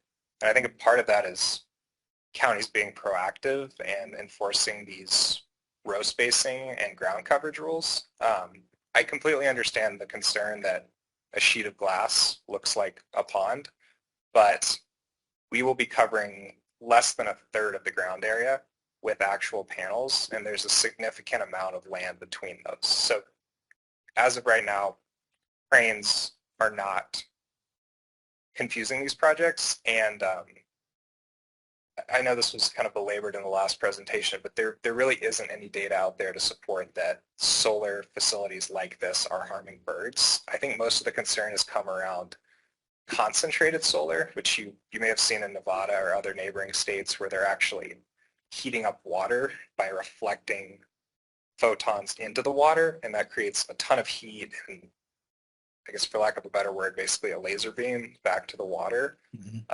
That has been an issue for birds. Same thing with windmills. I know there's been a lot of press around that, but using modern panels on solar plants with low ground coverage ratios like this, there really is no evidence to support that this is detrimental to birds in any real way. Okay. And on the business end of this, I missed a target date, or is there any scheduled timing to start up should you be approved? So our plan right now is 2026. There is a little bit of concern over the interconnection study and the delays we're seeing there. That does have the potential to push us out, but we are on track to turn the project on in 2026. And the agreement with APCO, is that even in place or under discussion at this time? What is the status on that? So it is still in study. We have a signed study agreement. We've completed the first phase of the study, and it has now been paused due to delays in their engineering department. But the cost estimates that we received from the initial study are actually below our estimations, and the project should not have any issues there. Okay. I usually like to get things done, so I can appreciate pushing forward this, but could I ask, are you quite ready to do this? Yes, sir. Mm-hmm. Very much so. Okay. And I suppose you believe the in study will go your way. Right? We do, and I'm happy to talk more about how that process works, but it's not that APCO is approving or denying our ability to connect to their system. They're simply providing an estimate for the upgrades required to do so. And in a lot of ways, the first phase of the study is the most important because they're figuring out if major upgrades will be required. Right now, all that will be required based on this preliminary study, it's not completed, but based on this, there is enough capacity on the line. The grid can handle the power, and we will simply have to build a project substation to allow us to interconnect to their line. So there are no major transmission upgrades that we anticipate or anything of that sort. Where's the closest line? It's actually on site. There's a transmission line that runs through the eastern part of the property. That's right. So the substation is required because it's transmission voltage, not distribution? Yes, ma'am. So the power produced from the plant will have to be stepped up to the voltage of the transmission line by a substation. Thank you. Any further discussion before we vote? One unusual question, ma'am. Are there any other commissioners more familiar with that area? And what could be expected with this project of this? I live on the Mexican border in Palominas. They don't get up there. Yeah. As I said, from 186, there are small hills. You can't even see. Once Blue Sky goes up north, at a point you can't even see it. And from Wilcox, you're not going to be able to see it. The closest neighbor are the Martins. And then there's a farmer to the east. And they call it the Sand Hills for a reason. It's all sand. Okay. And I agree, it's a pretty desolate area. Yeah. All right. Thank you, commissioners. Appreciate that. And everyone else. I'm finished. Discussion ending. We'll call for the question. Mr. Limbach. No, the fact that this is not visible to passersby, in my opinion, doesn't lessen the potential environmental dangers. Thank you. Mr. Watkins. Aye. Mr. Gonzalez. No. Mr. Martsky. Aye. Mr. Saunders. Aye. And Mr. Montgomery. Aye. And the chair votes no. The motion does pass, however. Any individual disagreeing with this action has the right to appeal to the Board of Supervisors within 15 days. Congratulations, sir. What's the score, please? 4-3. 4-3. Okay. So moving toward the end of our meeting. Planning Director's report, please. Well, Merry Christmas. We have 2 dockets coming up at the beginning of next year. One will be a special use request for a small telecommunications tower, and the second is actually, it's going to be a work session for a text amendment. We're considering agritourism guidelines being introduced into the zoning regulations. And that's going to be it for January. So hopefully an easy month, and hopefully everybody has a good Christmas and holidays. Thank you. Call to commissioners on any matter. Go to the commission. Hearing nothing. Adjourned.